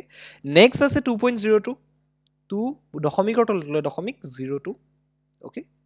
তাৰ পিছত আছে 2.002 হয়নে গতিকে 2 দশমিকৰ তলতলে দশমিক 002 পাতিছে ওকে তাৰ পিছত আছে কিমান 2.02 অৰ্থাৎ 2 দশমিকৰ তলতলে দশমিক 02 হলে তাৰ পিছত আছে কিমান 2.02 আছে নেকি ওকে সৰি মোৰ 1 নম্বৰ 2 নম্বৰ 3 নম্বৰ 4 নম্বৰ 1 2 3 4 টো মোৰ অকনমান ভুলকে লিখি দিলো গতিকে এনেকুৱা ভুল নকৰিবা তোমালোকে কিন্তু অংকটো কৰোতে গতিকে 0.02 আছে হয়নে গতিকে 0.02 পুট কৰিলো ওকে 4 নম্বৰটো হৈ গল 1 2 3 4 নম্বৰটো এটা 5 নম্বৰটো যদি চাও এটো 22 আছে 22.02 আছে হয়নে দশমিকৰ তললৈ জাস্ট দশমিক পুট কৰি গৈ আছে আমি ওকে তাৰ পিছত আমাৰ লাষ্টৰটো আছে 222.2002 হয়নে গতিকে তিনটা 2 আছে 2 2 2 দশমিকৰ তললৈ দশমিক 2002 2002 হল অৰ্থাৎ এটো আমি সিম্পলি কি কৰিব লাগে দশমিকৰ তললৈ দশমিক পাতিব লাগে দশমিকৰ যোগটোত গম পাইছানে বেলেগ একো ইয়াত নাথাকে সিম্পল তোমালকৰ যোগৰ নিচিনাই হয় খালি দশমিকৰ তললৈ দশমিক পাতিব লাগে ওকে প্ৰথমটো আছে 2.2 দ্বিতীয়টো আছে 2.02 তৃতীয়টো আছে 2.002 ওকে চতুৰ্থটো যদি চাও 0.02 আছে পঞ্চমটো যদি চাও 22.02 আছে ঠিকই পাতিছো একেবাৰে শেষৰটো যদি চাও 222 তিনটাটো আছে 0.2002 ওকে এতিয়া আমি এইকেইটা যোগ কৰি দিম এতিয়া তোমালোকে ভাবিব পাৰা যে স্যাৰ ইয়াৰ ওপৰত দেখোন একোই নাই গতিকে কিটা কি যোগ কৰিম ইয়াৰ ওপৰত একো নাই মানে 0 কিটা আছে 0 আছে বুলি ধৰি লবা মানে 2.2 মানে আমি 2.2 এই পইণ্টৰ পিছৰ 2 টো পিছত কেবাটাও 0 লগাই দিব পাৰো যিমান মন যায় সিমান 0 বহাব পাৰো গতিকে এই লাইনটোত একো নাই মানে 0 আছে হেতু বুলি ভাবি ললে হ'ল গম পাইছানে গতিকে আমি অংকটো এতিয়া যোগ কৰো অংকটো যোগ কৰো তেতিয়া হলে সবে দেখা পাই আছে প্ৰথমতে এই লাইনটোত যদি চাও আমি এই লাইনটোত আমাৰ ওপৰত একো নাই মানে 0 আছে গতিকে এটো 2 বহালো হয়নে এই লাইনটোত যদি চাও এই 2 টো আছে 2 + 0 আছে গতিকে 2 + 0 মানে 2 এ হল হলে এই লাইনটো যদি চাও ইয়াত কি আছে 2 আছে 2 আছে 2 আছে তিনটা 2 আছে অৰ্থাৎ কিমান হ'ব 6 হ'ব গম পালানে গতিকে এই লাইনটো আমি যদি 4টা ওকে আমাৰ যদি এই লাইনটো চাও 2 আছে এই লাইনটোত যদি চাও তিনটা 2 আছে মানে 6 আছে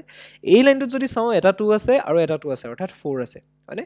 আৰু এপিনে দশমিকৰ তললৈ দশমিকটো বহাই দিলো এপিনে যদি চাও 2 + 2 + 2 তিনটা 2 আছে আৰু 4টা 2 আছে 5টা 2 আছে মানে 5 দুগুণ কিমান হৈছে 10 10ৰ শূন্যটো বহাই দিম উকলি যাব 1 2 এ 2 4 হ'ব 4 এই উকলা একটোৱে মিলি পেলাই 5 হ'ল হয়নে আৰু এপিনে 2 আহিলে অৰ্থাৎ 250.4622 হয়নে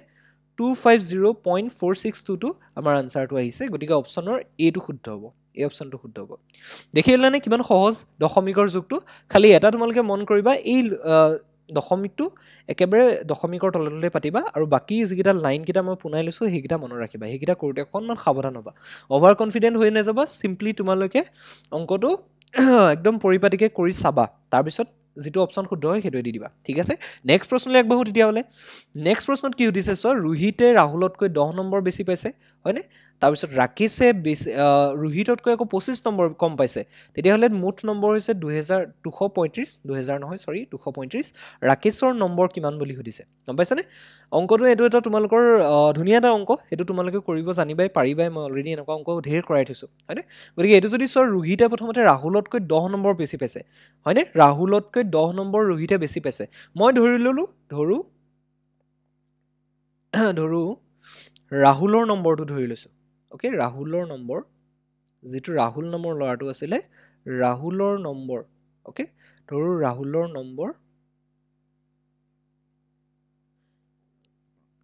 নম্বৰটো মই ধৰি লৈছো কিমান x বুলি ধৰি লৈছো গম পাইছানে অংকটো মই অকনমান জুম কৰি দিছো দেই তোমালোকে দেখা পোৱা যাতে ভালদৰে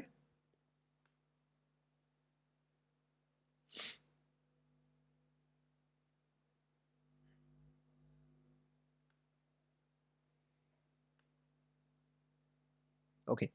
সো এতিয়া যদি চাও মোক কৈছে কি ৰোহিতে ৰাহুলতকৈ 10 নম্বৰ বেছি পাইছে সো মই যেটো আটাইতকৈ কম যাৰ লগত আমাৰ ৰিলেটেড হৈ আছে ৰোহিতৰ নম্বৰটো ৰাহুলৰ নম্বৰটো লগত ৰিলেটেড হৈ আছে কৈছে ৰাহুলতকৈ 10 নম্বৰ বেছি পাইছে গতিকে মই ৰাহুলৰ নম্বৰটো কি ধৰি ললো x ধৰি ললো হয়নে ৰাহুলৰ নম্বৰটো যদি x হয় ৰোহিতে ৰাহুলতকৈ 10 নম্বৰ বেছি পাইছে তাৰ মানে কি ৰোহিতৰ নম্বৰ কিমান হ'ব ৰোহিতৰ ৰোহিতৰ নম্বৰ কিমান হ'ব ৰাহুলতকৈ সি 10 বেছি পাইছে ৰাহুলে যদি x পাইছে ৰোহিতে কিমান পাব x + 10 পাব মানে x + 10 পাব গম পাইছানে x + 10 পাই আছে ওকে অকণমান ডাঙৰকৈ লিখি দিছোঁ এইটো x + 10 পাই আছে হয়নে তাৰপিছত কথাটো হ'ল কি আকৌ কৈছে ৰাকেশে ৰোহিততকৈ 25 নম্বৰ কমকৈ পাইছে মানে ৰোহিতে যদি x + 10 পাইছে ৰাকেশে তাতকৈ 25 নম্বৰ কম পাইছে মানে ৰাকেশৰ নম্বৰ কিমান হ'ব ৰাকেশ ওকে ৰাকেশৰ নম্বৰ ইকুৱেল টু কিমান হ'ব ৰোহিততকৈ সি 25 কম পাইছে ৰোহিতে পাইছে x + 10 সো ৰাকেশে কিমান পাব x + 10 - 25 হয়নে x + 10 - 25 গম পালানে এইটো তোমালোকে সিম্পলি তোমালোকে অংকটো চাই পেলাই এনেকৈ বনাই ল'ব পাৰা হয় নহয় প্ৰথমতে আমাক কৈছে ৰোহিতে ৰাহুলতকৈ 10 নম্বৰ বেছি পাইছে মই ধৰি ললো ৰাহুলৰ নম্বৰটো x হ'ল এতিয়া ৰাহুলৰ নম্বৰ যদি x হয় ৰোহিতে ৰাহুলতকৈ 10 পাইছে মানে কি 10 বেছি পাইছে তাৰ মানে কি ৰোহিতে x + 10 পাব আকৌ ৰাকেশৰ কথা কৈছে ৰাকেশে কি পাইছে ৰোহিততকৈ কিমান পাইছে 25 নম্বৰ কম পাইছে তাৰ মানে কি ৰাকেশৰ নম্বৰটো কিমান হ'ব ৰাকেশে ৰোহিততকৈ যদি 25 নম্বৰ কম পায় ৰোহিতে পাইছে x + 10 গতিকে ৰাকেশে কিমান পাব x + 10 - 25 হয়নে তাৰপিছত আমাক কৈছে নম্বৰ এইখিনিতে মুঠ বুলি লগাবলৈ থাকি গ'ল অৰ্থাৎ মুঠ নম্বৰ যেটো মুঠ নম্বৰ মানে টোটেল মাৰ্কস এটো কিমান বুলি কৈছে 235 বুলি কৈছে হয়নে মুঠ নম্বৰ 235 বুলি কৈছে হয় নহয় মুঠ নম্বৰ মানে এই গুটেকিটাৰ যোগফলটো গম পাইছানে এই গুটেকিটাৰ যোগফলটো 235 বুলি কৈছে মানে গুটেকিটাই যিমান নম্বৰ পাইছে ৰাহুলে পাইছে x ৰোহিতে পাইছে x + 10 ৰাকেশে পাইছে x + 10 - 25 এই গুটেকিটা যদি আমি যোগ কৰি দিওঁ মুঠ নম্বৰটো আমি পাই যাম সৰি মুঠ নম্বৰটো আমি পাই যাম হয় নহয় গতিকে মুঠ নম্বৰ কিমান কৈছে 235 বুলি কৈ দিছে আমাক মুঠ নম্বৰ আমাক 235 বুলি কৈ দিছে হয়নে গতিকে আমি লিখিব পাৰো x + x + 10 হয়নে গতিকে ইয়াৰ নম্বৰ কিটা আমি যোগ কৰি পেলাই কিমান পাম মুঠ নম্বৰ যেহেতু 235 গতিকে এটো আমি 235 বুলি লিখি দিব পাৰো ওকে এই নম্বৰ x + 10 তাৰ পিছত ৰাকেশৰ নম্বৰটো যোগ দি দিম যোগ x + 10 - 25 হলে ইকুৱেল টু কিমান কৈছে মুঠ নম্বৰ কিমান পাইছে 235 গতিকে ইয়াৰ নম্বৰ কিটা যোগ কৰিলে আমি কিমান পাম 235 পাম বুলি কৈছে গতিকে আমি সমীকৰণটো বনাই ললো আৰু এটোৰ পৰা তোমালোকে x ৰ ভ্যালুটো নিৰ্ণয় কৰাটো একেবাৰে সহজ কথা কিহৰ কাৰণে এটা অচলকে আছে গতিকে এটা চলক যেতিয়া থাকে আমি তাৰ ভ্যালুটো নিৰ্ণয় কৰাটো একেবাৰে সহজ হৈ পৰে হয়নে গতিকে এটো যদি অংকটো আমি কৰিবলৈ যাওঁ এতিয়া আমি ইয়াত পাই আছো কি তিনটা x আছে x x x তিনটা x মিলিলে কিমান হয় 3x হৈ যায় হয়নে তাৰ পিছত আমি 10 এটো +10 আছে +10 আছে দুইটা মিলি কিমান হ'ব +20 হৈ যাব হয়নে -25 আছে হয় না -25 আছে ইকুৱেল টু কিমান হৈ আছে 235 হৈ আছে হয় না 235 হৈ আছে সো ইয়াৰ পৰা যদি আমি চাও এতিয়া তোমালোকে হয়তো ঋণাত্মক সংখ্যা এনেদৰে ঋণাত্মক সংখ্যা সৰু সংখ্যা তাৰ পৰা ডাঙৰ সংখ্যা বিয়োগ কৰে তোমালোকে কেনেকে নাজানা হয়নে এতিয়ালৈকে তোমালোকে চাগে হয়তো পোৱা নাই কোনোবাই হয়তো পাইছা কোনোবাই হয়তো পোৱা নাই হয়নে গতিকে এনেকুৱা যিবিলাক বিয়োগ আছে সেইবিলাক তোমালোকে পৰাপক্ষত তোমালোকৰ বহুত বেছি ইউজ নহয় এটো মই ডাইৰেক্টলি কি কৰিব পাৰো 25 টো খিফাললৈ লৈ যাব পাৰো কিন্তু মই এনেকেও ভাবি ল'ব পাৰো এই যেটো যোগ আছে বিয়োগ আছে মানে 20 ৰ পৰা 25 টো মাইনাস কৰিব লগা হৈছে হয়নে এটোত আমি এনেকেও ভাবি ল'ব পাৰো ধৰি লোৱা তোমাৰ হাতত 20 ৰ পৰা -25 বিয়োগ কৰিব লগা হৈছে হয়নে মানে 20 ৰ পৰা 25 এটা মাইনাস কৰিব লগা হৈছে 25 ৰ আগত মাইনাস আছে 20 ৰ আগত প্লাস আছে হয়নে সো এই অংকটো তোমালোকে এনেকে ভাবি ল'ব পাৰো এই বিয়োগটো এনেকে ভাবি ল'ব পাৰা তোমালোকে যে -25 আছে তাৰ মানে তোমালোকৰ হাতত 25 টকা ধাৰ আছে তোমালোকৰ দোকান এখনত 25 টকা ধাৰ আছে বুলি ভাবি লোৱা তাৰ পিছত +20 আছে তাৰ মানে কি তোমাৰ হাতত 20 টকা এটা জমা আছে গম পাইছানে দোকানখনত তোমাৰ 25 টকা ধাৰ আছে তাৰ পিছত 20 টকা এটা জমা আছে তাৰ মানে কি তুমি যদি দোকানখনত 20 টকাটো দি দিয়া কিমান টকা থাকিব কিমান টকা ধাৰ থাকিব 5 টকা ধাৰ থাকিব আৰু ধাৰ মানে তোমালোকে মাইনাস বুলি জানা গতিকে -5 লিখি দিব পাৰা গতিকে এটো কিমান হ'ব 3x - 5 গম পালানে এইটো কেনেকৈ কৰিলো আমি তোমালোকে যেহেতু ঋণাত্মক সংখ্যা পোৱা নাই চাগে এতিয়ালৈকে গতিকে মই এইটো এনে ধৰণে কৰিলো 25 ৰ আগত মাইনাস আছে মানে 25 টকা ধাৰ আছে 20 ৰ আগত প্লাস আছে তাৰ মানে কি 20 টকা তোমাৰ হাতত আছে গতিকে ধাৰটো যদি তুমি পৰিশোধ কৰি দিয়া ধাৰটো যদি তোমাৰ দোকানত বাকি যেটো আছে হেতু যদি মাৰি দিয়া তেতিয়াহলে তোমাৰ হাতত 5 টকা এটা থাকি যাব বাকি হয়নে গতিকে বাকি থাকি যাব মানে ধাৰ থাকি যাব মানে আমি -5 লিখিব পাৰো অৰ্থাৎ এই +20 -25 মানে -5 হৈ যায় গম পালা ইকুৱেল টু 235 আছে গতিকে 235 বহাই লৈ ফালে হলে এতিয়া যদি আমি চাও এপিনে 3x আমি x টো অকলশৰীয়া কৰিব লাগে সো প্ৰথমতে আমি কি কৰিলো 5 টো হিফাললৈ লৈ গলো এপিনে -5 আছে গতিকে হিফাললৈ গলে +5 হৈ যাব অৰ্থাৎ আমাৰ হ'ব 235 এই -5 টো হিফাললৈ লৈ গলে +5 হৈ যাব হয়নে গতিকে ইয়াৰ পিছত আমি কি কৰিম চোৱা 3x আছে গতিকে 3x এ লিখিলো হয়নে এতিয়া আমাৰ 235 প্লাস 5 মানে কিমান হ'ব 240 হ'ব তাৰ পিছত আমাৰ কি হ'ব x টোক আমি অকলহৰীয়া কৰিব বিচাৰি আছো x টো ভাবি বিচাৰিছো যে ই অকলহৰীয়া হৈ যাওক আমি ইয়াৰ ভ্যালুটো পাই যাম হয়নে হেটো ওকে সৰি ওকে সো আমি ভাবি আছো যে কি x টোক আমি অকলহৰীয়া কৰি দিও ইয়াৰ ভ্যালুটো আমি গম পাই যাও যাতে হয়নে গতিকে x টোক অকলহৰীয়া কৰিবলৈ কি কৰিম মই 3 টো কিফালে লৈ যাম 3 টো এফালে x ৰ লগত পূৰণ হৈ গৈছে ইপিনে কি হ'ব হৰণ হৈ যাব অৰ্থাৎ x ইকুৱেল হ'ব কিমান 240/3 অৰ্থাৎ 243 এৰ হৰণ কৰিলে যিমান পাম হেতু হ'ব x ৰ ভ্যালু ওকে 240/3 ইমপ্লাইজ কি হ'ব 240 হৰণ কৰিবলৈ কি কৰিম আমি জানো 3 8 গুণ 24 হয়নে 3 8 গুণ 24 হয় আৰু তাৰ লগত শূন্যটা লগাই দিয়া গতিকে 80 হৈ যাব অৰ্থাৎ x ৰ ভ্যালু 80 পাই গলো তাৰ মানে কি আমাৰ কি নিৰ্ণয় কৰিব দিছে ইয়াত আমাক নিৰ্ণয় কৰিব দিছে ৰাকেশৰ নম্বৰ কিমান নিৰ্ণয় কৰিব দিছে গতিকে x ৰ ভ্যালু পাই গলো ৰাকেশৰ নম্বৰ কিমান আছিল x + 10 - 25 হয়নে গতিকে x + 10 - 25 তাৰ মানে কি আমি এটো এনেকৈ লিখিব পাৰো 25 টকা তোমাৰ হাতত ধাৰ আছিলে -25 আছে মানে 25 টকা তোমাৰ বাকি আছিলে দোকানত 10 টকা তোমাৰ হাতত আছিলে +10 মানে 10 টকা জমা আছিল বাকিটো তুমি যদি দি দিয়া তোমাৰ কি থাকিব 15 টকা ধাৰ থাকিব অৰ্থাৎ ৰাকেশৰ নম্বৰটো x - 15 হয় হয়নে এটো আমি কৰি দিলে এতিয়া x - 15 x ৰ ভ্যালু আমি পাই আছো কিমান পাই আছো 80 পাই আছো গতিকে ৰাকেশৰ নম্বৰটো নিৰ্ণয় কৰিবলৈ আমি কি কৰিম x - 15 মানে x ৰ ভ্যালুটো বহাই দিম হয়নে গতিকে আমি এটা লিখিব পাৰো এটাকে ৰাকেশৰ নম্বৰ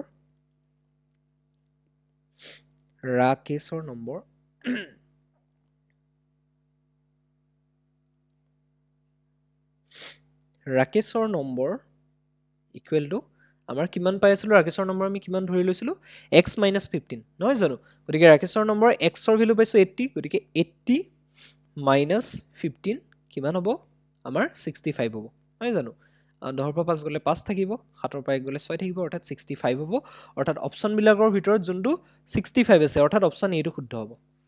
গম পালানে সো এনেকুৱা ধৰণৰ অংকবোৰত তোমালোকে x ৰ সহায় লবা x যেটো এটা চলক আছে এই x তে তোমালোকক বহুত হেল্প কৰিব মই প্ৰথমতে কি পাইছো ৰোহিতে ৰাহুলতকৈ 10 নম্বৰ বেছি পাইছে হয়নে ৰাকেশে ৰোহিততকৈ 25 নম্বৰ কম পাইছে মই প্ৰথমতে কি কৰিলো ৰাহুলৰ নম্বৰটো x ধৰি ললো এতিয়া ৰাহুলৰ নম্বৰতকৈ ৰোহিতে কিমান পাইছে 10 বেছি পাইছে তাৰ মানে কি আমি ৰোহিতৰ নম্বৰ কিমান পাম x + 10 পাই যাম হয়নে তাৰ পিছত ৰাকেশৰ নম্বৰ আকৌ ৰোহিততকৈ 25 নম্বৰ কম গতিকে ৰাকেশৰ নম্বৰ পালো x + 10 - 25 হয়নে তাৰ পিছত আমি গুটেকিটা নম্বৰৰ মুঠ নম্বৰটো কিমান কৈছে 235 গতিকে গুটেকিটা নম্বৰ যোগ কৰি দিলো আমি কিমান পালো 235 পাইছিলো ইয়াৰ পৰা আমি কি কৰিলো অকনমান আমাৰ ক্যালকুলেশন কৰিলো এবিলাক ইমান ভাবিবলগীয়া নাই ক্যালকুলেশন সৰুসুৰা কৰিছো কৰি পেলাই আমি কিমান পাইছো x = আমি 80 পাইছো হয়নে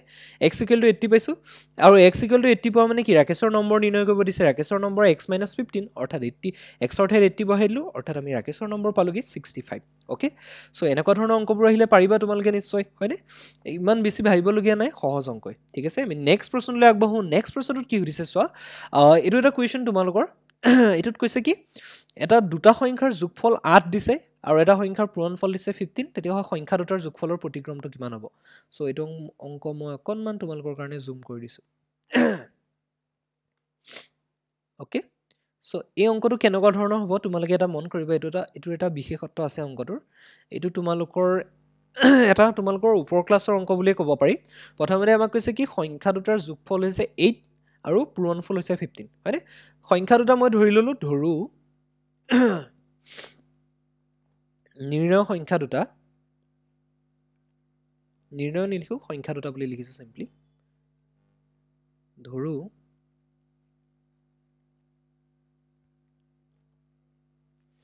সংখ্যা দুটা x, y x y বুলি ধৰি লৈছো তাৰ পিছত কৈছে সংখ্যা দুটাৰ যোগফল 8 বুলি কৈছে তাৰ মানে কি x + y = 8 লিখিব পাৰো আমি মানে আমি 8 লিখি দিব পাৰো হল তাৰ পিছত কৈছে সংখ্যা দুটাৰ পূৰণফল অৰ্থাৎ xy কিমান বুলি কৈছে আমাৰ 15 বুলি কৈ দিছে হয়নে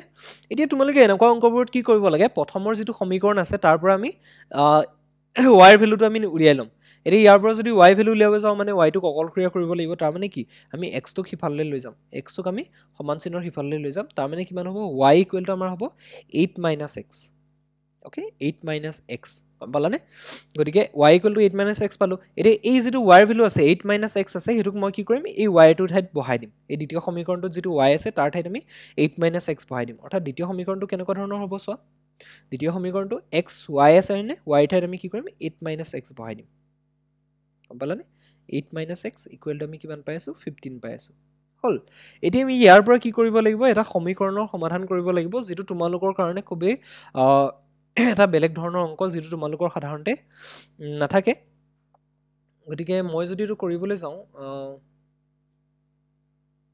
কিবা সহজ উপায়েৰে কৰিব পাৰি নেকি মই তাকে চাইছোঁ তোমালোকে যদি এইটো কৰিবলৈ যোৱা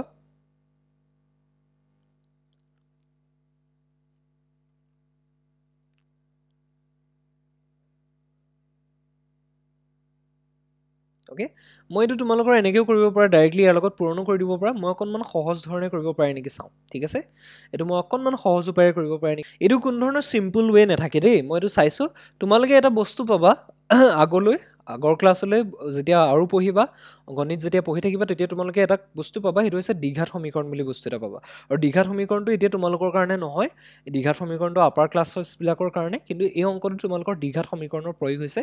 গতিকে মই কৰি দিছোঁ তোমালোকৰ কাৰণে এইটো এটা বস্তু তোমালোকৰ সাধাৰণতে তোমালোকৰ পৰীক্ষাত নাহে বুলিয়ে ভাবি লওঁ মই কাৰণ কিহৰ কাৰণে এইটো দ্বিঘাত সমীকৰণৰ প্ৰয়োগ হৈ আছে আৰু দ্বিঘাত সমীকৰণটো তোমালোকে এতিয়ালৈকে পোৱা নাই হয়নে গতিকে আপাৰ ক্লাছেছবিলাকৰ কাৰণে হয় এইটো অংক যদিও তোমালোকৰ যিহেতু পৰীক্ষাত আহিছে গতিকে মই এইটো দি দিছোঁ এইটো যদি আমি কৰিবলৈ যাওঁ এই এক্সটো মই দুইটাৰ লগত পূৰণ কৰি দিম অৰ্থাৎ এইটো কিমান হ'ব 8x হ'ব আৰু মাইনাছ এক্স আছে মাইনাছ আমি কি কৰিম এক্সৰ লগত এক্স পূৰণ কৰিলে এক্স স্কুৱাৰ পাই যাম ইকুৱেল টু কিমান পাই যাম 15 পাই যাম অ'কে চ' ইয়াৰ পৰা আমি দ্বিঘাত সমীকৰণ এটা পাম দ্বিঘাত সমীকৰণ মানে বেলেগ একো নহয় চলক এটা থাকে চলকটোৰ কি হয় সৰ্বোচ্চতম ঘাত চলকৰ ঘাত 1 আছে এইটো সৰ্বোচ্চতম ঘাত 2 আছে গতিকে এটা দ্বিঘাত সমীকৰণ আগৰ ক্লাছলৈ পাবা মই এতিয়া আশা কৰা নাই তোমালোকে যে বুজি পাইছা বহুত কিবা হয়নে মাইনাছেৰে পূৰণ কৰি দিলে এই মাইনাছডাল এই 8xৰ আগত কি হ'ব মাইনাছ এডাল আহি যাব আৰু এই মাইনাছ এক্স স্কুৱাৰটোৰ আগত প্লাছ এডাল আহি যাব গতিকে এক্স স্কুৱাৰ হ'ব মাইনাছ 1ৰে পূৰণ কৰি দিছোঁ মাইনাছ 8x হ'ব অ'কে এইপিনে কিমান হ'ব মাইনাছ 15 হ'ব ঠিক আছে মাইনাছ 15 হ'ব আৰু সেইটোক আমি কি কৰিম এইফাললৈ লৈ আহিম x square minus 8x okay এই মাইনাছ 15টোক মই এইফাললৈ লৈ আহিলে এইটো প্লাছ 15 হৈ যাব অ'কে ইকুৱেল টু আমাৰ 0 হৈ যাব অ'কে এইটো এটা দ্বিঘাত সমীকৰণ পাই যাওঁগৈ আমি চ' তোমালোকৰ কাৰণে দ্বিঘাত সমীকৰণটো নহয় তোমালোকৰ আপাৰ ক্লাছেছবিলাকৰ কাৰণেহে যদিও অংকটো আহিছে কাৰণে মই কৰি দিছোঁ বাৰু তোমালোকে চাই লোৱা এবাৰ বুজি পাইছানে নাই মই সেইটো বাৰু কোনো ধৰণৰ গেৰেণ্টি দিব নোৱাৰিম মই তোমালোকে বুজি পোৱাও নাই চাগে এইটো বস্তু অ'কে আগতে যিহেতু পোৱা নাই গতিকে মই চাই লওঁ এইটো যদি কৰা তোমালোকে কেনেকুৱা ধৰণৰ হয় মাইনাছ আমি 8টো কেনেকুৱাকৈ ভাঙিব লাগিব যাতে সংখ্যা দুটাৰ পূৰণফলটো 15 হৈ যায় আৰু সংখ্যা দুটা যোগ কৰিলে 8 হৈ যায় চ' এনেকুৱা ধৰণৰ সংখ্যা এটাই আছে 5 + 3 হয়নে অৰ্থাৎ আমি যিটো 8টো আছে এইটোক 5 + 3 বুলি লিখিব পাৰোঁ এতিয়া যদি চোৱা 5 আৰু 3 পূৰণ কৰিলে আমি 15 পাই যাওঁ আৰু 5 আৰু 3 প্লাছ কৰিলে 8 পাই আছোঁ হয়নে গতিকে আমি এইটো এনেকৈ লিখিব পাৰোঁ গতিকে 15 ইকুৱেল টু আমাৰ 0 হ'ব ইমপ্লাইজ আমি কি কৰিম এইবিলাক আকৌ ভগাই দিম এক্স স্কুৱাৰ মাইনাছ 5x হৈ যাব অ'কে আৰু এই মাইনাছে প্লাছে মাইনাছ হৈ যাব অৰ্থাৎ 3x হৈ যাব অ'কে প্লাছ 15 হৈ যাব ইকুৱেল টু 0 হৈ যাব হয়নে তাৰপিছত আমি ইয়াৰ পৰা আমি কি কৰিব পাৰোঁ এই প্ৰথম দুটা পদৰ পৰা মই এক্সটো আমি কমন ল'ব পাৰোঁ হয়নে যিহেতু দুইটাতে এক্স আছে গতিকে এক্স লিখিলোঁ এইপিনে ভিতৰত এক্স লিখিলোঁ মাইনাছ এইটো 5 লিখিলোঁ হ'লনে মাইনাছ এইটো 3টো আমি কমন ল'ব পাৰোঁ দুইটা পদৰ পৰা এই দুটা পদৰ পৰা গতিকে এইটো 3 লৈ ল'লোঁ এইপিনে এক্সটো আহিলে চোৱা এই মাইনাছ 3টো এক্সৰ লগত পূৰণ কৰিলে মাইনাছ 3x পাই আছোঁ আৰু এইপিনে কি কৰিছোঁ মাইনাছ বহাব লাগিব প্লাছ দিলে নহ'ব মাইনাছ 5 হ'ব তেতিয়াহে মাইনাছে কি হ'ব প্লাছ হ'ব আৰু 3 × 5 15 হৈ যাব অৰ্থাৎ আমি এইটো 0 পালোঁ ইকুৱেল টু ইমপ্লাইজ আমাৰ কি হ'ব এতিয়া যদি চাওঁ x - 5 দুইটাতে আছে মানে এইটো পদতো x - 5 আছে এইটো পদতো x - 5 আছে গতিকে x - 5টো আমি কমন লৈ ল'ব পাৰোঁ চ' আল্টিমেটলি গৈ পামগৈ কিমান x - 5 × x - 3 পামগৈ হয়নে গতিকে ইকুৱেল টু আমি 0 পাম অ'কে এইবিলাক কেলকুলেশ্যন তোমালোকে আগৰ ক্লাছলৈহে পাবা এতিয়া তোমালোকৰ কাৰণে নহয় এইবোৰ চ' এতিয়া চোৱা এই দুটা পদ মানে দুটা সংখ্যা আমি পূৰণ কৰিলে 0 পাই আছোঁ তাৰমানে কি দুইটা সংখ্যাৰে আমি কি হ'ব লাগিব যিকোনো দুইটাই 0 হ'ব লাগিব নাইবা ইয়াৰে যিকোনো এটা 0 হ'ব লাগিব অৰ্থাৎ x - 5 = 0 বা x - 3 = 0 গম পাইছানে x - 3 = 0 গম পাইছা নাই মানে এই দুটা পূৰণ কৰোঁতে এই দুটা সংখ্যা আমি পূৰণ কৰোঁতে 0 পাইছোঁ তাৰমানে কি এইটো 0 হ'ব পাৰে বা এইটো 0 হ'ব পাৰে বা দুইটাই একেলগে 0 হ'ব পাৰে চ' মই এইটোৱে লিখিছোঁ x - 5 = 0 বা x - 3 = 0 যদি x - 5 = 0 হয় অৰ্থাৎ আমাৰ xটো কিমান হ'ব -5টোক সিফাললৈ লৈ গ'লে 5 হৈ গ'ল হয়নে আৰু x - 3 = 0 যদি হয় x - 3 = 0 হয় -3টোক সিফাললৈ গ'লে x = 3 হৈ যাব অৰ্থাৎ x = 5 পাইছোঁ x = 3 পাইছোঁ অৰ্থাৎ নিৰ্ণয় কৰিবলগীয়া সংখ্যাকেইটা আমাৰ 5 আৰু 3 সংখ্যা দুটা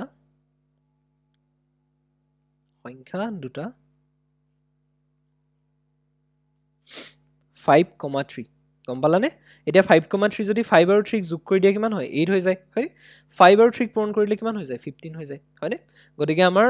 অপচন বিলাকৰ ভিতৰত যোনটো 5,3 আছে হেতুৱে আমাৰ প্ৰতিক্ৰমটো খুদিছে যোগফলৰ প্ৰতিক্ৰমটো মানে আমাৰ এই দুটা যদি যোগ কৰি দিও আমাৰ 5 + 3 মানে কিমান হ'ব যোগফল কিমান হ'ব এই দুটাৰ যোগফলটো যদি চাও 5 + 3 8 হ'ব ওকে সৰি 5 + 3 লিখিব লাগিছিলে 5 + 3 কিমান হ'ব 8 হৈ যাব আৰু 8 ৰ প্ৰতিক্ৰম বুলি ক'লে আমি 1/8 জানো হয়নে গতিকে ইহঁতৰ যোগফলৰ প্ৰতিক্ৰমটো 1/8 হয় কিন্তু অপচন বিলাকৰ ভিতৰত তোমালোকৰ 1/8 টো নাই গতিকে অপচন কেতিয়াবা ভুল হয় চিন্তা কৰিব নালাগে সো এই অংকটোত কি হৈছে তোমালোকৰ দ্বিঘাত সমীকৰণটো ব্যৱহাৰ হৈ আছে গম পাইছানে দ্বিঘাত সমীকৰণ বুলি এটা বস্তু পাবা তোমালোকে আগৰ ক্লাছলৈ পাবা এতিয়া নোপোৱা গতিকে দ্বিঘাত সমীকৰণটো যেহেতু ব্যৱহাৰ হৈ আছে তোমালোকৰ কাৰণে এটো অংক নহয় গতিকে দ্বিঘাত সমীকৰণ বস্তুটো তোমালোকে আগৰ ক্লাছত পাবা গতিকে ওপৰৰ ক্লাছত পাবা সৰি আগৰ ক্লাছত নহয় ওপৰৰ ক্লাছত পাবা গতিকে হেতুৰ কাৰণে ইমান চিন্তা কৰিবলগীয়া নহয় এটা অংক তোমালোকে কেতিয়াবা কি হয় পৰীক্ষা পৰিদৰ্শকজনে এনে ধৰণে দি দিয়ে যাতে কি হয় তোমাৰ সময়বোৰ নষ্ট হয় এতিয়া যিখিনি চালাক ষ্টুডেন্ট জনে ভাল স্কোৰ কৰে পৰীক্ষাত যাৰ স্কোৰিংবোৰ ভাল হয় সিহঁতে এই বস্তুবোৰ জানে মানে সিহঁতে জানে যে অংক কিছুমান এনেকুৱা ধৰণৰ অংক দি দিয়ে যিবোৰ তোমালোকে লাগি থাকা যাতে তোমালোকৰ সময়টো গুচি যায় গম পাইছানে সময়টো গুচি যোৱাৰ লগে লগে কি হ'ব বাকি সহজ অংককেইটা তোমালোকে কৰিব নোৱাৰা হ'বা আৰু পৰীক্ষা হলত ইমানে টেনচন হৈ থাকে যে তোমালোকে কোনোবা এটা অংক যদি নোৱাৰা হৈ যোৱা কোনোবা এটা অংক দেখি পেলাই যদি পাৰো লাগে কিন্তু তোমালোকে যদি অংকটো চেষ্টা কৰি পেলাই নোৱাৰা হেতুত যদি অলপ সময় লগাই দিয়া তোমালোকৰ নিজৰ কনফিডেন্সটো ডাউন হৈ যায় গম পাইছানে নিজৰ কনফিডেন্সটো কি হ'ব এই মই দেখোন নোৱাৰোৱে মোৰ দেখোন অংক নোৱাৰোৱে মই গতিকে সেই কনফিডেন্সটো ডাউন কৰিবলৈ বা কেতিয়াবা তোমালোকৰ ট্ৰিক কৰি পেলাই এনেকুৱা ধৰণৰ অংকবোৰ দি দিয়ে গতিকে অংকবোৰ চাবা তোমালোকে অকন সময় চেষ্টা কৰিবা যেহেতু সকলোবোৰ অংকই সমান স্কোৰে থাকে হয়নে গতিকে যিবোৰ অংক তোমালোকে খুব বেছি টান পোৱা বহুত সময় কনজিউমিং হয় সেইখিনি অংক তোমালোকে প্ৰথমতে নকৰিবা প্ৰথমতে পাৰাখিনি কৰি ল'বা পিছত যদি একেবাৰে সময় থাকে তেতিয়া হলে সেই টান অংকবিলাকত তোমালোকে হাত দিবা গম পাইছানে এতিয়া যদি মই এই অংকটো তোমালোকক কৈ থাকোতে দ্বিঘাত সমীকৰণ যদিও ব্যৱহাৰ কৰিব লাগে বুলি মই তোমালোকক কৈ থাকোতে মোৰ মূৰত আৰু এটা আইডিয়া আহিছে প্ৰথম কথা হ'ল 15 সংখ্যা দুটাৰ পূৰণফল কি কৈছে 15 হয় বুলি কৈছে গতিকে মই সংখ্যা দুটাৰ পূৰণফল 15 মানে 15 উৎপাদক কিটা চাওঁ 15 কি ভাঙিব পাৰে আমি চাওঁ প্ৰথম কথা হ'ল 15টোক 15 পূৰণ 1 কৰিব পাৰো হয়নে দ্বিতীয়তে আমি কি কৰিব পাৰো 5 3 গুণ 15 কৰিব পাৰো হয়নে এইটো ধৰণেও তোমালোকৰ অংকটো ওলাই যায় চোৱা 5 পূৰণ 3 কৰিলে 15 পায় আৰু 15 কিবা উৎপাদক আছে জানো নাইকিয়া হয়নে এতিয়া যদি চাওঁ আমি 15 আৰু 1 আমি যোগ কৰি দিলে কি পাওঁ 16 পাওঁ 8 নাপাওঁ কিন্তু 5 আৰু 3 যদি যোগ কৰি দিও আমি 8 পাই আছো দেখিছানে গতিকে কি হ'ব আমাৰ সংখ্যাজোৰ 5 আৰু 3 হ'ব এতিয়া ওলাইছে অংকটো আচলতে হয়নে এটো তোমালোকৰ কি হয় হায়াৰ ক্লাसेছ বিলাকত যদি টেকনিক্যালি কৰিবলৈ যোৱা তেতিয়া হলে তোমালোকৰ দ্বিঘাত সমীকৰণ ব্যৱহাৰ হৈ থাকে কিন্তু তোমালোকৰ যেহেতু দ্বিঘাত সমীকৰণ নাই গতিকে যোনে কুৱেশ্যন পেপাৰখন বনাইছে তেওঁ ভাবি লৈছে কি তোমালোকে এই পদ্ধতিটো ইউজ কৰিবা গতিকে সিম্পল কথা মোৰ এতিয়া মনলৈ আহিছে তোমালোকক বুজাই থাকোতে খপককে যে 15টোক তোমালোকে কি কৰিব পাৰা এনেকে উৎপাদকৰ যেহেতু সংখ্যা দুটাৰ পূৰণফল 15 বুলি কৈছে গতিকে সংখ্যা দুটা কি হ'ব 15 উৎপাদক হ'ব গতিকে 15 উৎপাদক মই কি পাই আছো 1 15 পাই আছো 1 আৰু 15 পাই আছো 5 আৰু 3 পাই আছো 1 আৰু 15 যদি চাওঁ 1 আৰু 15 যোগ কৰিলে সংখ্যা দুটাৰ যোগফল 8 হ'ব লাগিব বুলি কৈছে 1 আৰু 15 যোগ কৰিলে কিন্তু 8 নহয় চাচোন 16 হৈ যায় হয়নে গতিকে এইযোৰ উৎপাদক নহব হয়নে আমি যদি নেক্সট যদি চাওঁ 5 আৰু 3 যোগ কৰিলে কিন্তু 8 হৈ যায় দেখিছানে অৰ্থাৎ এই উৎপাদকযোৰ অৰ্থাৎ সংখ্যা দুটা আমাৰ কি হ'ব 5 আৰু 3 হ'ব হয় নহয় গতিকে মই ইমানখিনি কৰাৰ দৰকাৰী নাছিলে এইটো দ্বিঘাত সমীকৰণ মই এনেই ব্যৱহাৰ কৰিলো মই ভাবি আছিলো তোমালোকৰ চাগে দ্বিঘাত সমীকৰণে ব্যৱহাৰ কৰিব লাগিব যিহেতু আমাৰ অংকবোৰ আমি যেতিয়া অংক তোমালোকে বেছিকৈ কৰি থাকিবা তেতিয়া কি হয় তোমালোকৰ টান অংকবোৰ কৰিলে সাধাৰণ অংক এটাও তোমালোকে অলপ ডিপলি ভাবিবলৈ লোৱা যে এইটোত কিবা ডিপ কনচেপ্ট সোমাই আছে নেকি বা বেলেগ ধৰণে আমি কৰিব পাৰোঁ নেকি সো এইটো কাৰণে মোৰ দ্বিঘাত সমীকৰণটো জানাৰ কাৰণে আমি দ্বিঘাত সমীকৰণ ব্যৱহাৰ কৰিলোগে কিন্তু তোমালোকৰ কাৰণে কি হৈছে এই সহজ প্ৰক্ৰিয়াটো আছে সিম্পলি তোমালোকে কি কৰিবা উৎপাদকত ভাঙি দিবা কৈছে সংখ্যা দুটাৰ পূৰণফল 15 মানে সংখ্যা দুটা কি হ'ব লাগিব 15 উৎপাদক হ'ব লাগিব গতিকে 15 উৎপাদক যদি চাওঁ আমি 1 15 আছে আৰু 5 3 আছে এতিয়া সংখ্যা দুটাৰ যোগফল আকৌ 8 হ'ব লাগিব গতিকে 5 3 টো হ'ব কাৰণ 5 আৰু 3 যোগ কৰিলে আমি 8 পাওঁ গতিকে সংখ্যা দুটা 5 আৰু 3 হ'ব আৰু 5 আৰু 3 যদি সংখ্যা দুটা হয় তাৰ মানে কি 5 আৰু 3 সংখ্যা দুটা হলে আমাক কৈছে কি সংখ্যা দুটাৰ যোগফলৰ প্ৰতিক্ৰমটো মানে 5 আৰু 3 ৰ যোগফল 8 হ'ব হয়নে আৰু 8 ৰ প্ৰতিক্ৰম কিমান হ'ব 8 ৰ প্ৰতিক্ৰম হ'ব 1/8 অৰ্থাৎ আনসাৰ হ'ব 1/8 কিন্তু ইয়াৰ অপচন বিলাকত তোমালোকৰ কিবা প্ৰিন্টিং মিস্টেক হৈ যায় কেতিয়াবা সেইকাৰণে 1/8 টো আহা নাই ওকে সো আমি নেক্সট প্ৰশ্নলৈ আগবাঢ়িছো নেক্সট প্ৰশ্নটোত কি সুধিছে চোৱা এটা ঘড়ী 3 PM হলে মিনিটৰ কাটা আৰু ঘণ্টাৰ কাটাডালৰ মাজৰ কোণটো কিমান হ'ব গম পাইছানে আমাক প্ৰশ্নটোত সুধিছে এটা ঘড়ী যদি আবেলি 3টা বাজে 3 PM মানে কি আবেলি 3টা বাজিছে আবেলি 3টা বজাৰ লগে লগে ঘড়ীটোৰ কি হৈছে কাটা দুডালৰ মাজৰ মানে মিনিটৰ কাটা আৰু ঘণ্টাৰ কাটাৰ মাজৰ কোনটো কিমান হ'ব এতিয়া তোমালোকে কোনোবাই ঘড়ী চাব নাজানাকে আছা নেকি ঘড়ী চাব নাজানাকে আছা যদি ঘড়ীটো চাবলৈ শিকিবা দেই তোমালোকৰ এতিয়া ঘড়ী চাব জানিব লাগিব অংকও কৰিব লাগিব তাৰ ওপৰত গতিকে মই প্ৰথমতে কি কৰিছো তোমালোকক এটা চিত্ৰৰ সহায়েৰে এই বস্তুটো বুজাবলৈ চেষ্টা কৰিছো সো আমাৰ এইটো ধৰি লোৱা ঘড়ী আৰু চোৱা তোমালোকৰ ঘড়ী কি হয় কেতিয়াবা কি হয় তোমালোকৰ গোলাকাৰ আকৃতিৰ নহ'ব পাৰে বৃত্তাকাৰ এনেকুৱা বৃত্ত আকৃতিৰ বা এনেকুৱা গোল নহ'ব পাৰে কেতিয়াবা কি হয় চাৰিচুকীয়া ঘড়ীও থাকে হয় নহয় কিন্তু ইয়াত যিহেতু আমাৰ কি কৈছে ঘড়ীৰ কথা কৈছে সো বৃত্তাকাৰ ঘড়ী বা চাৰিচুকীয়া ঘড়ী একো কথা নাই বাৰু মই এনে ক'বলৈ লৈছিলোঁ কথা এটা ওকে সো এতিয়া আমাক কৈছে কি মিনিটৰ কাটাডাল আৰু ঘণ্টাৰ কাটাৰ মাজৰ কোনটো কিমান হ'ব সো এতিয়া যদি চাওঁ এইখিনিতে তোমালোকৰ কি থাকে 12টো থাকে হয়নে 12টো থাকে এইখিনিতে ধৰি ল'লো 1টো থাকে এইখিনিতে 2টো থাকে হয়নে 2টো থাকিলে আৰু এক্সাক্ট এইখিনিতে কি হয় 3টো থাকে হয় নহয় এটা আমাৰ 3টো থাকে গম পাইছা এইপিনে 4 5 6 7 8 এনেকৈ থাকে ওকে সো এতিয়া যদি আমি চাবলৈ চাওঁ এতিয়া আমাৰ কি কৈছে এইখিনিতে ধৰি লও ঘড়ীটোৰ মাজৰ যেটো বিন্দু থাকে এটো বুলি ধৰি ললো এতিয়া আমাক কৈছে ঘড়ীটোত কিমান বাজিছে 3টা বাজিছে আবেলি 3টা বজা ৰাতিপুৱা 3টা বজা একেটা কথাই যেটো ঘড়ীটোত একে ধৰণৰে অৱস্থান থাকিব ঘড়ী কাটা কিডালৰ গতিকে মোক কৈছে কি ঘড়ীটোত আবেলি 3টা বাজিছে বুলি কৈছে সো মই যদি চাওঁ এতিয়া মই এইখিনিৰ পৰা 3টা বাজিছে মানে এডাল ঘণ্টাৰ কাটা বুলি ধৰি লওঁ ঘণ্টাৰ কাটাডাল 3টা বাজিলে ঘণ্টাৰ কাটাডাল ক'ত লাগিব 3ত লাগিব অবিয়াসলি হয়নে ঘণ্টাৰ কাটাডাল ক'ত লাগিছে 3ত লাগিছে গম পাইছা এইটো 3 গম পাইছা তাৰপিছত আকৌ কৈছে ঘণ্টাৰ 3 বাজিছে 3 বাজিলে কি হয় ঘণ্টাৰ কাটাডাল 3ত লাগে আৰু মিনিটৰ কাটাডাল কিহত লাগে 12ত লাগিব গম পাইছানে অৰ্থাৎ আমি যদি চাবলৈ যাওঁ এটা সমকোণৰ সৃষ্টি হৈ থাকে গম পাইছা সমকোণ এটাৰ সৃষ্টি হৈ থাকে অৰ্থাৎ মিনিটৰ কাটাডাল ঘড়ীটোত যদি 3টা বাজে তেতিয়াহ'লে তোমালোকৰ কি হয় মিনিটৰ কাটাডাল আৰু ঘণ্টাৰ কাটাডালৰ মাজৰ কোণটো সদায় 90 ডিগ্ৰী হয় সেইটো মনত ৰাখিবা গম পাইছা 3টো যদি এইটো পইণ্টত থাকে তাৰ মানে কি এই ঘণ্টাৰ কাটাডাল 3ত লাগা আৰু মিনিটৰ কাটাডাল যেতিয়া 12ত লাগিব তাৰ মানে কি এটা সমকোণৰ সৃষ্টি হ'ব অৰ্থাৎ 90 ডিগ্ৰী কোণ এটাৰ সৃষ্টি হ'ব অৰ্থাৎ সমকোণ মানে 90 ডিগ্ৰী কোণৰ সৃষ্টি হ'ব মানে সমকোণ মানে অপচন বি টো শুদ্ধ হ'ব ঠিক আছে ওকে বুজি পাইছা সবে ইমান একো টান অংক নহয় নেক্সট অংকটোলৈ আগবাঢ়ো নেক্সট অংকটো একেবাৰে সহজ অংক এটা কৈছে বৰ্গৰ ক্ষেত্ৰফলৰ আটাইতকৈ বেছি কোনটো তলত দিয়া বৰ্গবিলাকৰ কোনটোৰ ক্ষেত্ৰফল আটাইতকৈ বেছি আৰু ইয়াৰ পৰিমাণ কিমান সুধিছে সো তোমালোকে অপচনবিলাক চালে গম পাই যাবা কিন্তু এইটো এটা টাইপিং মিষ্টেক পৰীক্ষাত তোমালোকৰ এনেকৈ নিদিয়ে তোমালোকৰ এ বি চি ডি এনেকৈ অপচনবোৰ দিব গম পাইছানে গতিকে এই বৰ্গটোৰ কি কৈছে ক্ষেত্ৰফলৰ কথা কৈছে গতিকে বৰ্গৰ ক্ষেত্ৰফলৰ তোমালোকে সূত্ৰটো প্ৰথম কথা জানিব লাগিব বৰ্গৰ ক্ষেত্ৰফলৰ সূত্ৰটো কি আছিলে মোক যদি এটা বৰ্গ দিয়া থাকে এটা বৰ্গ যদি মোক এনেকৈ দিয়া আছে এইটো এটা বৰ্গটোৰ বাহুৰ মাপ যদি মোক দিয়া আছে x গম পাইছানে বাহুকেইটা গোটেইকেইটা সমান হয় গতিকে বাহুৰ মাপ যদি x দিয়া থাকে এই বৰ্গটোৰ ক্ষেত্ৰফল কিমান হয় জানানে x স্কয়াৰ হৈ যায় গম পাইছানে মানে বাহুৰ যেটো দৈৰ্ঘ্য থাকে হেতুক যদি আমি স্কয়াৰ কৰি দিও তেতিয়াহলে সেই বৰ্গটোৰ আমি ক্ষেত্ৰফলটো পাই যাম বুজি পাইছা এতিয়া আমাক কৈছে কি বৰ্গকেইটা আমাক দিয়া আছে বৰ্গকেইটাৰ বাহুৰ মাপও দিয়া আছে তোমালোকে যদি চোৱা আৰু কোনটো বৰ্গৰ ক্ষেত্ৰফল আটাইতকৈ বেছি বুলি কৈছে সো এতিয়া আমি অপচন কেইটাত যদি চাওঁ ওকে আমি অপচন কেইটা এতিয়া চাওঁ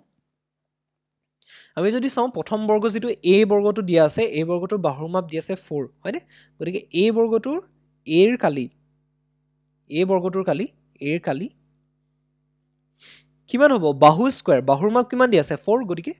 4 স্কয়াৰ অৰ্থাৎ 16 সেন্টিমিটাৰ স্কয়াৰ হ'ব 16 সেন্টিমিটাৰ স্কয়াৰ হৈ যাব হয়নে যদি b টো চাওঁ b ৰ কালি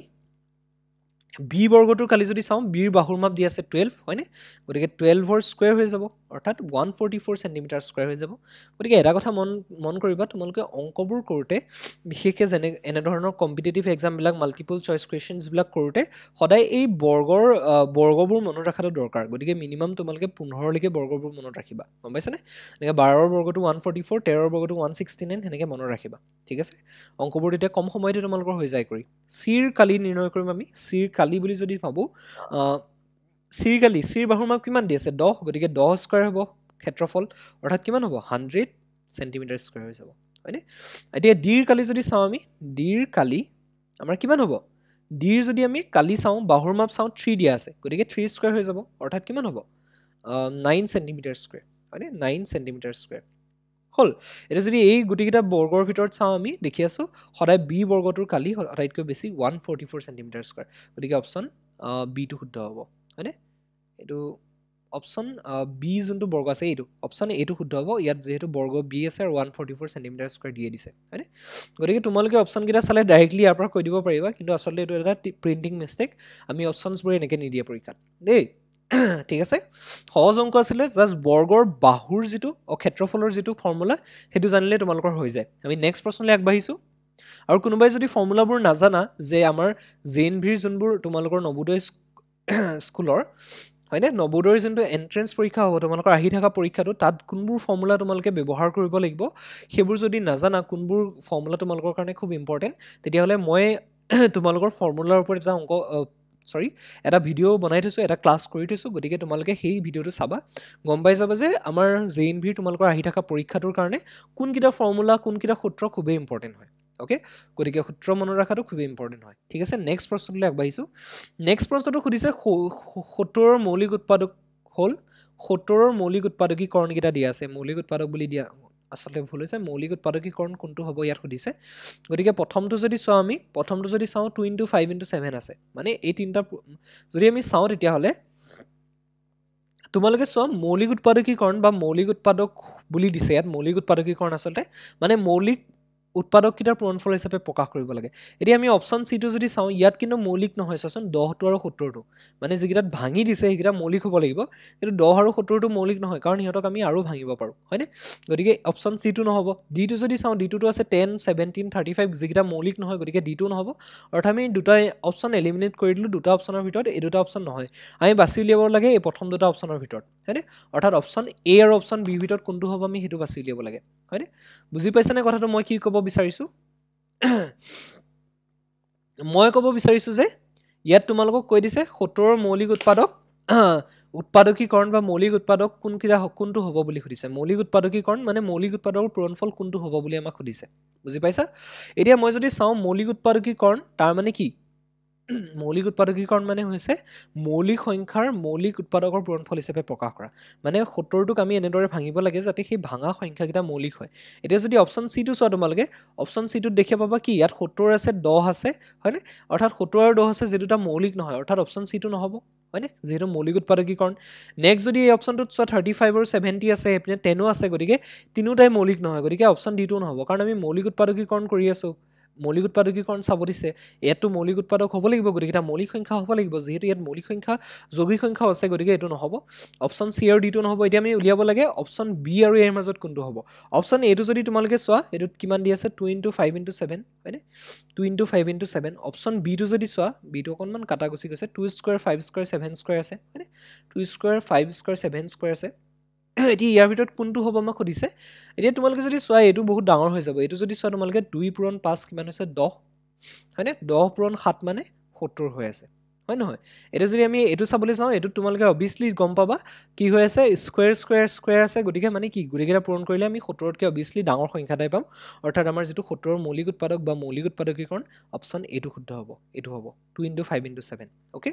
সো তোমালোকে কিবা কি হয় সমুহৰণ পদ্ধতি ব্যৱহাৰ কৰিব পাৰা 70 টোক সমুহৰণ পদ্ধতিৰে ভাঙি দিব পাৰা প্ৰথমতে 2 এ কৰিলো 35 হ'ল হয়নে 5 এ কৰিলো 7 হ'ল হয়নে 7 হ'ল গতিকে এটো ইজিলি ওলাই আছে 2 × 5 × 7 কৰিলে আমি 70 পাম ওকে 2 × 5 × 7 বহুতে সমুহৰণ পদ্ধতিটো ব্যৱহাৰ কৰা সেই কাৰণে মই দেখাই দিছো সমুহৰণ পদ্ধতিটো কৰি দিলো তোমালোকে কি পাবা 70 ৰ মৌলিক উৎপাদক কিটা পাই যাবা অৰ্থাৎ এটো হ'ব অপচন এটো শুদ্ধ হ'ব ঠিক আছে নেক্সট প্ৰশ্নলৈ আগবাঢ়ো নেক্সট প্ৰশ্নত কি দিছে চাও এটো এটা লাভ লোকসানৰ অংক একেবাৰে সহজ এটা অংক ইয়াত দিছে কি এটা বেগৰ কিনা দাম 8400 টকা বেচা দাম হৈছে 3200 টকা লাভ আৰু লোকসান নিৰ্ণয় কৰিব দিছে ওকে কিনা দাম হয়নে কিনা দাম দিয়া আছে কি কিনা দাম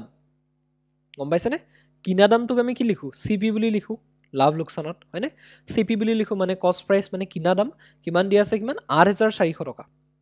ওকে 8400 টকা কিনা দাম এটো নেক্সট বেচা দাম দিয়া আছে বেচা দাম হয়নে বেচা দাম আমাক দিয়া আছে বেচা দামটোক আমি লাভ লোকসানত কি লিখো এসপি লিখো হয়নে সেলিং প্ৰাইস বেচা দাম আমাক কিমান দিয়া আছে 3200 বেচা দাম 3200 3200 টকা হয়নে এটা যদি আমি চাও ইয়াত আৰু যেটো কিনা দাম আছে এটো বেচা দাম আছে এটো কিনা দামতকৈ কিন্তু কম হয়নে কিনা দামটো যেটো এসপি আছে অৰ্থাৎ যেটো বেচা দাম আছে এটো কিনা দামতকৈ কি হৈ আছে কম হৈ আছে হয় সো তেনে ক্ষেত্ৰত কি হয় লাভ হয় নে লোকচান হয় তুমি ধৰি লোৱা এটা বস্তু কিনিলা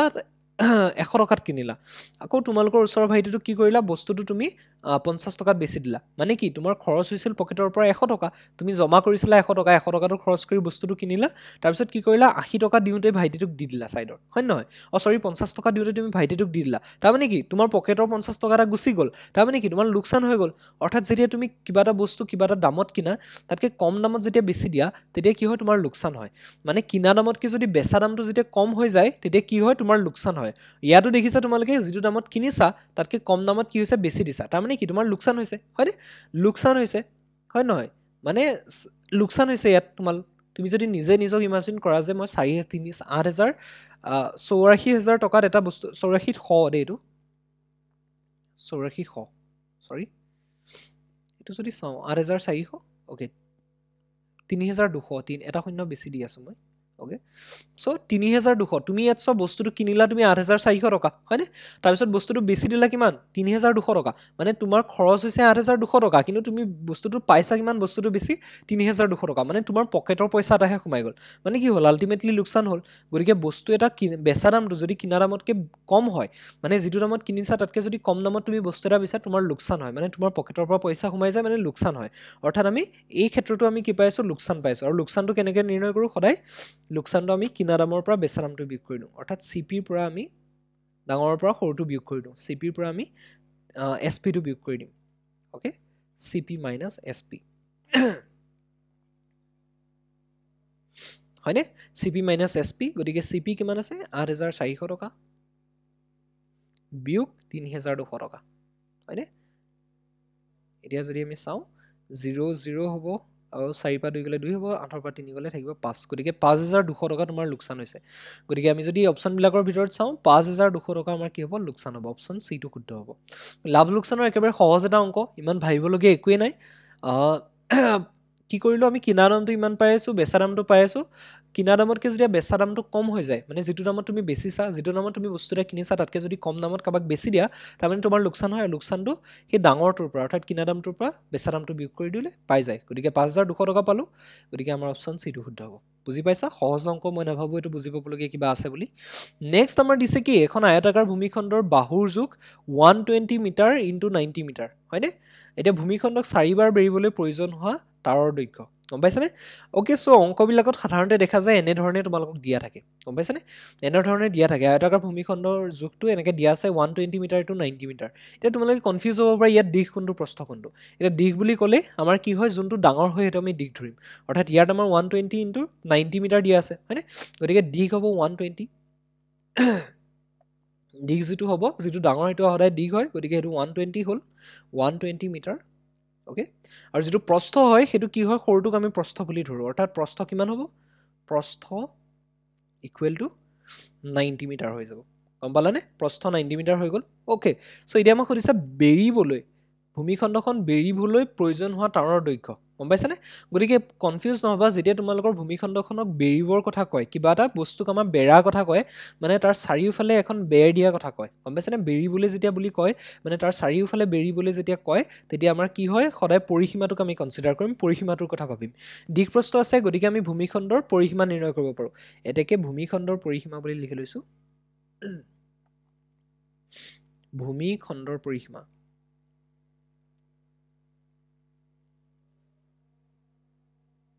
ওকে ভূমিখণ্ডৰ পৰিসীমা ভূমিখণ্ডক চোৱাচোন আয়তাকাৰ বুলি কৈছে মানে আয়ত আকৃতিৰ ভূমিখণ্ড টুকুৰা গম পাইছেনে ভূমি মাটিখিনি আয়ত আকৃতিৰ গতিকে ভূমিখণ্ডৰ পৰিসীমা কিমান হ'ব আয়তৰ পৰিসীমা সূত্ৰ কি আছিল 2 পূৰণ দিশ যোগ প্ৰস্থ সকলোৱে জানা যদি নাজানা কোনোবাই চাই ল'বা সূত্ৰৰ যিটো ভিডিঅ' বনাইছোঁ ভিডিঅ'টো মাছ চাবা তোমালোকে সূত্ৰখিনি কি কি প্ৰয়োজন হয় গম পাই যাবা ওকে গতিকে দিশ পূৰণ প্ৰস্থ এইটো পাই আছা সো এতিয়া আমি ইয়াত বহাই দিম আমাৰ মানবোৰ হয়নে 2 দিশ কিমান আছে 120 ওকে প্ৰস্থ কিমান আছে 90 ওকে সো ইয়াৰ পৰা যদি আমি চাওঁ 2 পূৰণ 112 নয় কিমান হয় 12 এঠাই হৈছে 20 12 নয় হৈছে 21 গতিকে 210 হ'ব হয়নে 210 হ'ব গতিকে 210 মানে আমি 2ৰে পূৰণ কৰিলে 2 শূন্য গুণ 0 হ'ল 2 গুণ 2 হ'ল আৰু 2 দুগুণ 4 হ'ল অৰ্থাৎ 420 মিটাৰ হ'ব নে মিটাৰ স্কয়াৰ হ'ব অবভিয়াছলি মিটাৰ হ'ব কাৰণ ইয়াত পৰিসীমা বুলি আছে কালি বুলি থাকাহেঁতেন বা ক্ষেত্ৰফল থাকাহেঁতেন মিটাৰ স্কয়াৰ দিলোহেঁতেন গতিকে আমাৰ ইয়াত যেটো পৰিসীমা আছে গতিকে এটো আমি মিটাৰ বুলি লিখি দিছো গম পাইছানে এতিয়া কোনোবাই একো উৎপাদতে কেতিয়াবা কি হয় অপচনটো তোমালোকৰ 420 মিটাৰ নাই বাৰু ওকে কেতিয়াবা তোমালোকৰ কি হয় আমাৰ অপচনবোৰটো কি তোমালোকে উৎপাদতে কি হয় 420 মিটাৰ দি নিদিবা ইয়াত তোমালোকৰ প্ৰশ্নটোত কি হৈছে চাই লবা প্ৰশ্নটোত কৈছে আমাৰ ভূমিখণ্ড দুকক 4 বাৰ বেৰ দিবলৈ কিমান লাগিব বুলি কৈছে বেৰৰ প্ৰয়োজন হ'ব অৰ্থাৎ পৰিসীমা মানে এবাৰ বেৰ দিওতে আমাৰ কিমান হয় পৰিসীমা যেহেতু 420 মিটাৰ পাইছো গতিকে বেৰ এবাৰ বেৰ দিওতে লাগিব 420 মিটাৰ আমাৰ তাৰ লাগিব গম পাইছে না পৰিসীমা যেহেতু 420 মিটাৰ গতিকে এবাৰ বেৰ দিবলৈ আমাৰ কিমান লাগিব 420 মিটাৰ তাৰ লাগিব এতিয়া আমাক সুধিছে 4 বাৰ বেৰ দিবলৈ কিমান লাগিব এটাকে নিৰ্ণয় তাৰৰ দৈৰ্ঘ্য এটাকে 4 বাৰ দিবলৈ 4 বাৰ বেৰিবলৈ ওকে বেৰিবলৈ তাৰ লাগিব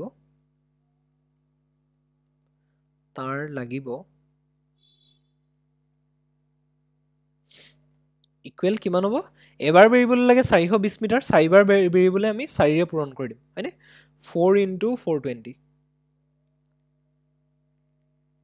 420 মিটাৰ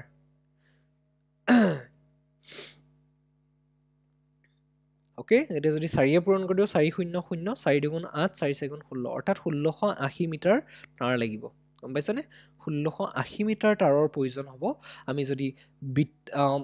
আয়তাকৃতিৰ ভূমিখণ্ড টুকুৰা 4 বাৰ বেৰিবলৈ যাওঁ গতিকে 1680 মিটাৰ অপচন এটো শুদ্ধ হ'ব ওকে নেক্সট প্ৰশ্নলৈ যদি যাওঁ নেক্সট প্ৰশ্ন এটা তোমালোকৰ কোনৰ চেপ্টাৰটোৰ পৰা আহিছে কোন চেপ্টাৰটো যেটো আছে হেতুৰ পৰা আহিছে এটো সিম্পলি তোমালোকে যদি চাবলৈ যায় ইয়াত x ৰ মান নিৰ্ণয় কৰিব দিছে এতিয়া আমি এই কোন কিটাক যদি চাবলৈ যাওঁ এটো এটা কোন আছে হয়নে a আৰু এই বিন্দুটো মই o বুলি ধৰিলে AOC এটা কোন আছে আৰু ইপিনে AOB এটা কোন আছে হয়নে মই এটো o নাম দি দিলে অৰ্থাৎ AOC আৰু AOB কোন দুটা আছে হয় নহয় এতিয়া যদি চাও আমি আমাৰ কি দেখি আছো ইয়াত তোমালোকে যদি কোন চেপ্টাৰটো পঢ়িছা বা তোমালোকে ফুটৰৰ যেটো ফৰ্মুলাৰ যেটো মই ভিডিও বনাইছো সেই ভিডিওটো যদি চাইছা তেতিয়াহলে তোমালোকে গম পাবা এই AOC আৰু AOB এই দুটা কোন ৰৈখিক জুৰীয়া কোন হৈ আছে মানে কি এডাল সৰলৰেখাৰ ওপৰত এনেকে এডাল ৰশ্মি যেতিয়া থাকে তেতিয়া কি হয় এই যি দুটা কোণৰ সৃষ্টি হয় মানে এই কোণটো আৰু এই কোণটো ৰৈখিক জুৰীয়া কোণ হৈ থাকে গম পাইছানে অৰ্থাৎ আমি কি লিখিব পাৰো এংগল AOC যোগ এংগল AOB কিমান হৈ আছে ইকুৱেল টু আমাৰ কিমান হ'ব ৰৈখিক জুৰীয়া কোণ যেহেতু হৈ আছে দুইটা কোণৰ যোগফল কিমান হ'ব 180 ডিগ্ৰী হ'ব গম পাইছানে অৰ্থাৎ AOC আৰু AOB এই দুটাৰ যোগফল কিমান হ'ব 180 ডিগ্ৰী হ'ব গম পাইছানে বুজি পাইছা কথাটো যে তোমালোকে সূত্ৰৰ যেটো ভিডিও বনাইছো ভিডিওটো যদি চাইছা ইউটিউবত এভেইলেবল আছে গতিকে যদি চাইছা তোমালোকে গম পাবা এই কোণ দুটা কি হয় ৰৈখিক জুৰীয়া কোণ আৰু ৰৈখিক জুৰীয়া কোণৰ যোগফল সদায় 180 ডিগ্ৰী হয় মই এই ব্ৰেকেটত লিখি দিছো কাৰণটো ৰৈখিক জুৰীয়া কোণ ৰৈখিক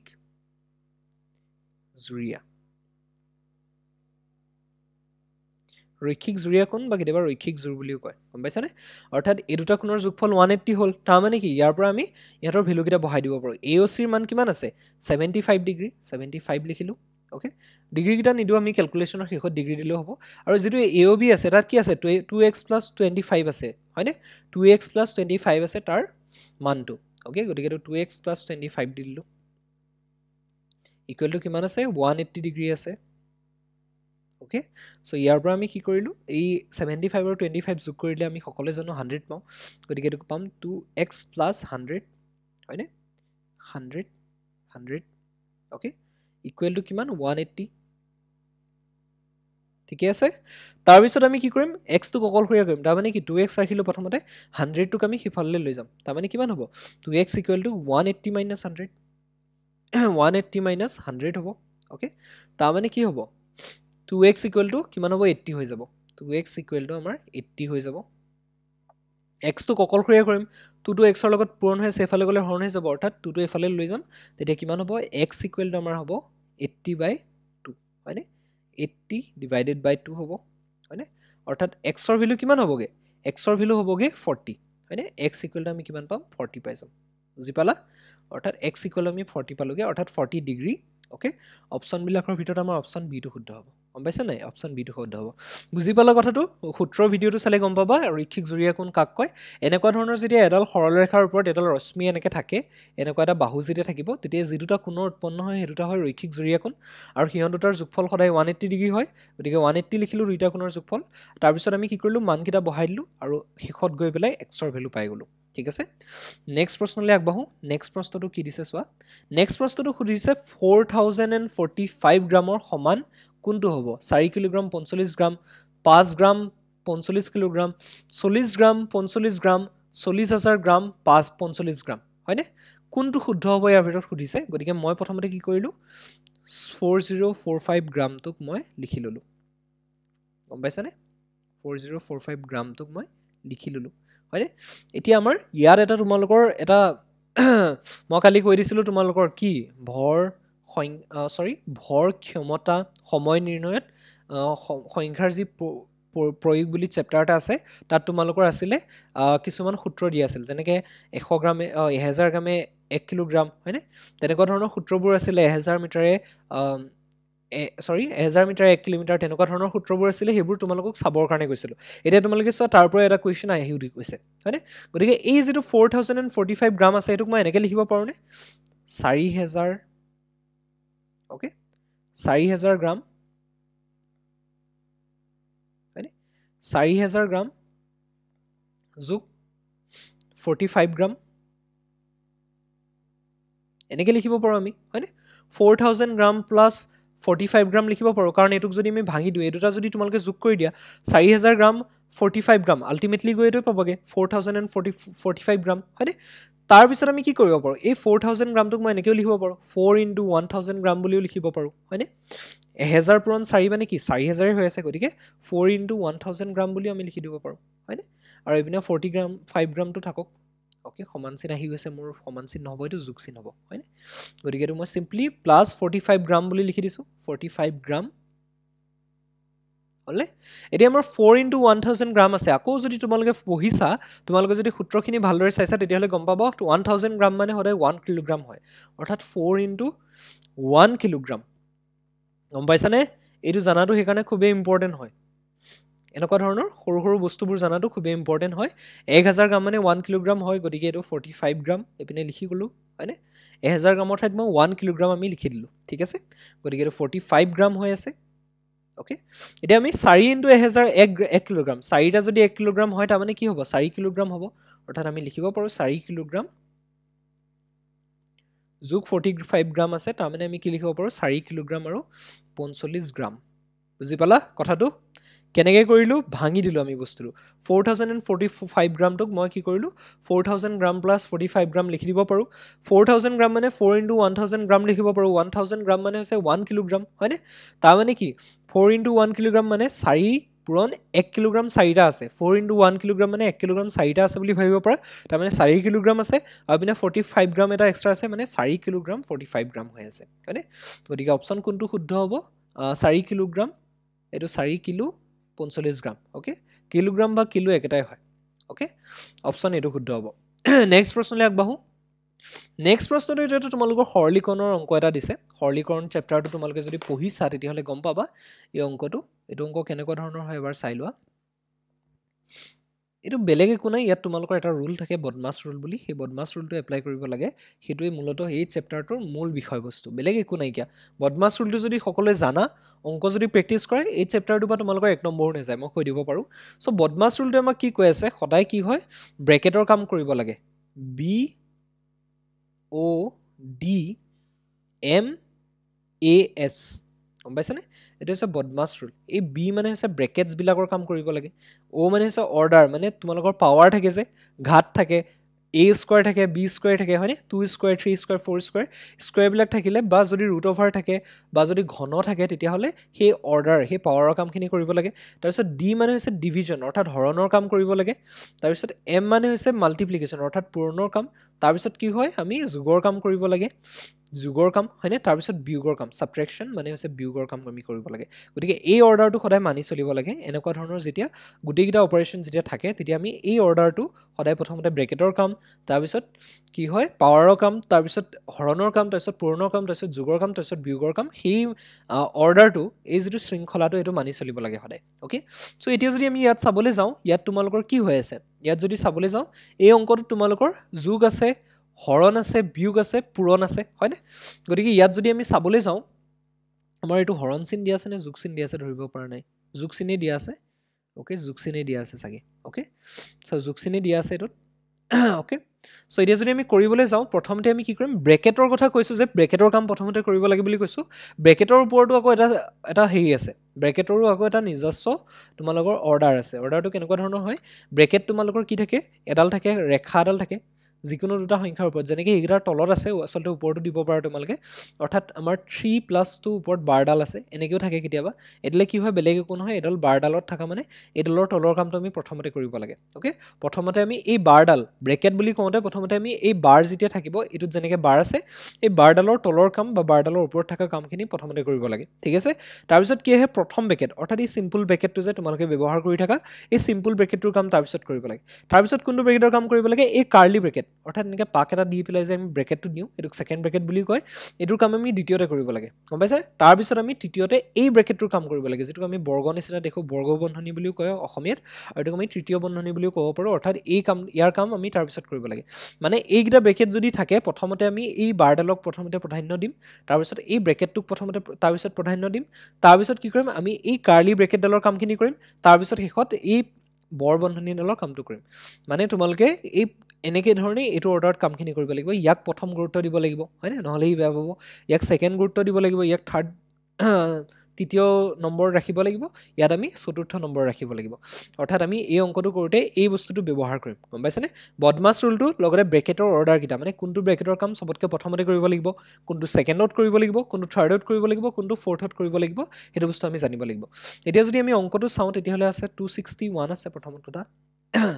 মাইনাছ আছে তাৰপিছত এই বন্ধনীডাল ষ্টাৰ্ট হৈছে বৰ্গ বন্ধনীডাল হয়নে বৰ্গ বন্ধনীডাল ষ্টাৰ্ট হৈছে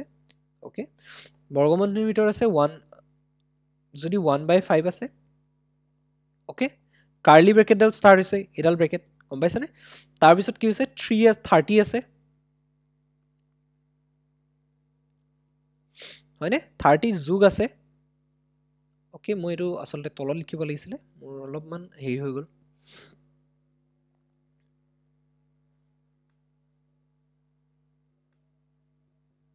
ওকে মই তলত লিখিব লাগিছিলে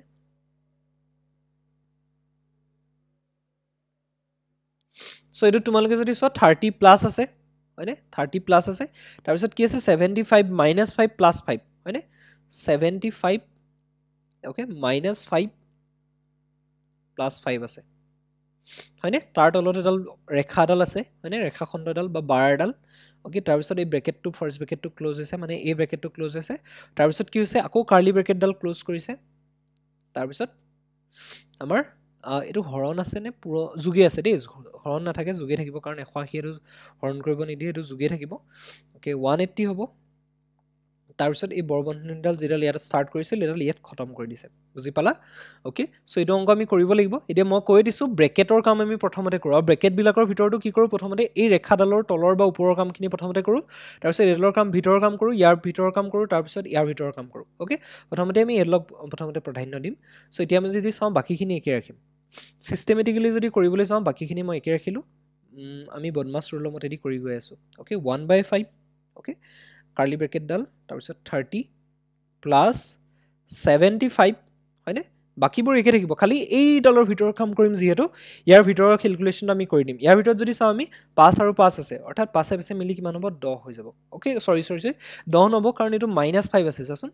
-5 আছে আৰু এইপিনে কি হৈ আছে +5 হৈ আছে হয়নে অৰ্থাৎ -5 আৰু +5 মিলি পেলাই কিমান হ'ব 0 হৈ যাব অৰ্থাৎ এই বন্ধনীডালৰ ভিতৰত কি হ'ব 0 হৈ যাব অৰ্থাৎ এইটো 0 পাতি দিম আমি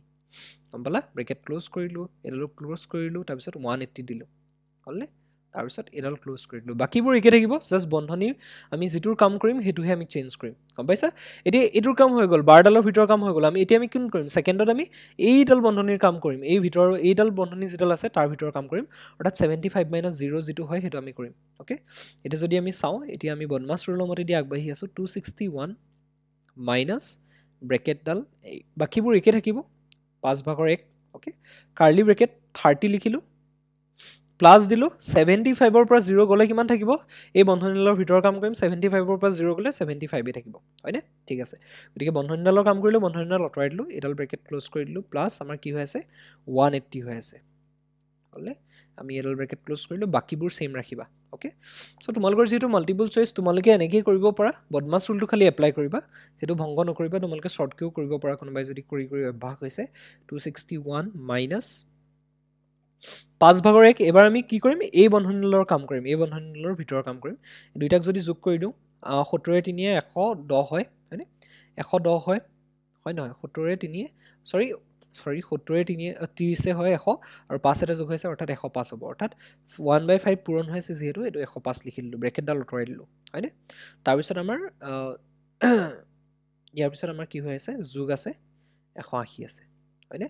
এতিয়া তোমালোকে এই ব্ৰেকেটডালৰ ভিতৰৰ কাম কৰিম এই বৰ্গ বন্ধনীডাল 3rd নম্বৰত আছে অৰ্থাৎ ইয়াৰ ভিতৰৰ কামটো আমি 3 নম্বৰত কৰিম এতিয়া কথাটো হ'ল এই বন্ধনীডালৰ ভিতৰটো চোৱাচোন পুৰণো আছে যোগো আছে আমাক বদমাছ ৰুলে কি কৰিছে বদমাছ ৰুলে কৈছে কি যোগৰ কামতকৈ পুৰণৰ কামটো আগতে কৰি ল তই গম পাইছানে গতিকে আমি পুৰণৰ কামটো আগতে কৰিম গতিকে আমি যদি চাওঁ 261 মাইনাছ আমাৰ কিমান হ'ব ব্ৰেকেটটো ষ্টাৰ্ট কৰিলোঁ আমি পুৰণৰ কামটো আগতে কৰিম মানে 5ৰে 105ক হৰণ কৰি দিম তাৰমানে এইটো যদি কটাকটি কৰোঁ তেতিয়াহ'লে কিমান যায় 5 2 10 হয় হয়নে 5 1 5 হয় হয় নহয় গতিকে 21 5 গুণ 105 হয় গতিকে কটাকটি কৰি দিলোঁ অৰ্থাৎ এইটো কি হ'ব 21 থাকিব আৰু এইপিনে যোগ থাকিব কিমান 180 থাকিলে হ'লে 5 2 10 আৰু 5 1 5 অ'কে ইয়াৰ ব্ৰেকেটৰ ভিতৰৰ কামখিনি কৰি ল'ব লাগিব তাৰপিছতহে আমি ব্ৰেকেটটো ভাঙিব পাৰিম গতিকে 261 মাইনাছ আমাৰ 21 আৰু 180 যদি যোগ কৰি দিওঁ 180 20 কিমান হয় 200 হয় অৰ্থাৎ এক এটা আছে 201 হৈ যাব অৰ্থাৎ 201 হৈ যাব এতিয়া 261ৰ পৰা 201টো বিয়োগ কৰিলে আমি কিমান পাম 60 পাই যাম হয়নে 0 হ'ল 6 হ'ল 60 পাই যাম হ'লে গতিকে আমাৰ আনচাৰটো হ'ব 60 হয়নে 60 আছেনে অপশ্যন এইটো শুদ্ধ হ'ব বুজি পালা গতিকে কথাটো কি হ'ল বদমাছ ৰুল এপ্লাই কৰিলোঁ বদমাছ ৰুল মানে বেলেগ একো নহয় কিছুমান কেনেকৈ আমি অংকটো কৰিম প্ৰথমতে কোনটো কৰিম ছেকেণ্ডত কোনটো কৰিম থাৰ্ডত কোনটো কৰিম সেইটো জনাটো আহিছে আমাৰ বদমাছ ৰুলে আমাক কয় প্ৰথমতে ব্ৰেকেটৰ কাম কৰা আৰু ব্ৰেকেটকেইটাৰ ভিতৰতো আমাক দি দিছে ব্ৰেকেটৰ এই যিডাল ৰেখাডাল থাকিব যদি 12ডাল থাকে 12ৰ তলৰ বা ওপৰত থকা কামখিনি প্ৰথমতে কৰোঁ যেনেকৈ ইয়াত কৰিলোঁ তাৰপিছত আমি প্ৰথম বন্ধনী এডাল বন্ধনীৰ কামটো কৰিম তাৰপিছত আমি এই পকোৱা বন্ধনীডালৰ কাৰ্লি ব্ৰেকেটডালৰ ভিতৰৰ কামখিনি কৰিম তাৰপিছত বৰ্গ বন্ধনী অৰ্থাৎ এই বন্ধনীডালৰ ভিতৰৰ কামখিনি কৰিম তাৰপিছত আমাৰ এই ব্ৰেকেটৰ কামখিনি আমি তেনেকৈ কৰিম অ'কে তাৰপিছত অৰ্ডাৰ মানে পাৱাৰৰ কামখিনি কৰিম অৰ্থাৎ স্কুৱেৰ থাকিব পাৰে কেতিয়াবা ঘন থাকিব পাৰে হয়নে তাতকৈ বেছি পাৱাৰো থাকিব পাৰে কেতিয়াবা কি হয় ৰুট অভাৰো থাকিব পাৰে গতিকে সেইখিনি কাম আমি ছেকেণ্ডত কৰিম থাৰ্ডত আমি কি কৰিম ডিভিজনৰ কাম কৰিম অৰ্থাৎ হৰণৰ কাম কৰিম হৰণৰ কাম মানে হৰণ যদি থাকে হৰণটো কৰিম অ'কে তাৰপিছত পূৰণৰ কাম কৰিম তাৰপিছত যোগৰ কাম তাৰপিছত বিয়োগৰ কাম কৰিম এতিয়া অংকটোত যদি চাওঁ আমি বদমাছ ৰুলটো কেনেকৈ এপ্লাই কৰিছোঁ অংকটো আমাৰ এনেধৰণৰ আছিলে ইয়াত আমাৰ এই 12ডালৰ ভিতৰৰ কামখিনি কৰি লৈছোঁ প্ৰথমতে হয়নে বাকীবোৰ একে ৰাখিছোঁ 12ডালৰ ভিতৰৰ কাম কৰোঁতে আমি -5 + 5 0 পাই গ'লোঁ গতিকে 0 পুট কৰিলোঁ বাকী আমি তাৰপিছত প্ৰথম বন্ধনীৰ কাম অৰ্থাৎ 75 - 0 কৰিলোঁ 75 পালোঁ তাৰপিছত আমি এই কাৰ্লি ব্ৰেকেটডালৰ ভিতৰৰ কাম অৰ্থাৎ 30 + 75 কৰিলোঁ 105 পালোঁ তাৰপিছত আমি এই বৰ্গ বন্ধনীৰ ভিতৰৰ কামখিনি কৰিম বৰ্গ বন্ধনীৰ আমাৰ পুৰণো আছিলে যোগো আছিলে হয়নে বৰ্গ বন্ধনীৰ ভিতৰত আকৌ বদমাছ ৰুলে আমাক কৈ থৈছে যে পুৰণৰ কামটো আগতে কৰি ল'বা তুমি যোগৰ কাম কৰাৰ আগতে তোমালোকে পুৰণৰ কামটো প্ৰথমতে কৰি ল'বা গতিকে পুৰণৰ কাম আমি কৰি ল'লোঁ 21 পালোঁ তাৰপিছত যোগ কৰিলোঁ 180ৰ লগত 201 পালোঁ 261ৰ পৰা 201 গ'লে 60 পাই যাওঁ অ'কে সেইটো আছিলে আমাৰ অংকটো অপশ্যন এইটো শুদ্ধ হ'ল নেক্সটলৈ যাওঁ আমি নেক্সট অংকটো এটা তোমালোকৰ তথ্যৰ ব্যৱহাৰ যিটো চেপ্টাৰ আছে এইটো এটা একেবাৰে সহজ চেপ্টাৰ এটা এইটোৰ অংক দিয়া আছে এইটোত যদি তোমালোকে চোৱা এই চিত্ৰখনে তলৰ যিটো গ্ৰাফ দিয়া আছে চ' গ্ৰাফ মানে কি তোমালোকৰ যিবোৰ তথ্য থাকে তোমালোকৰ ধৰি লোৱা এজন ষ্টুডেণ্টে পালে 60 নম্বৰ 100ৰ ভিতৰত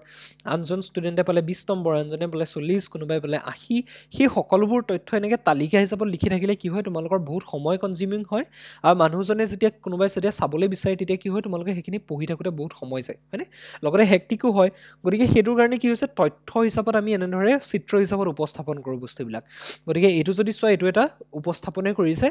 আমাক এইটোত কি কৈছে চাই লওঁ এবাৰ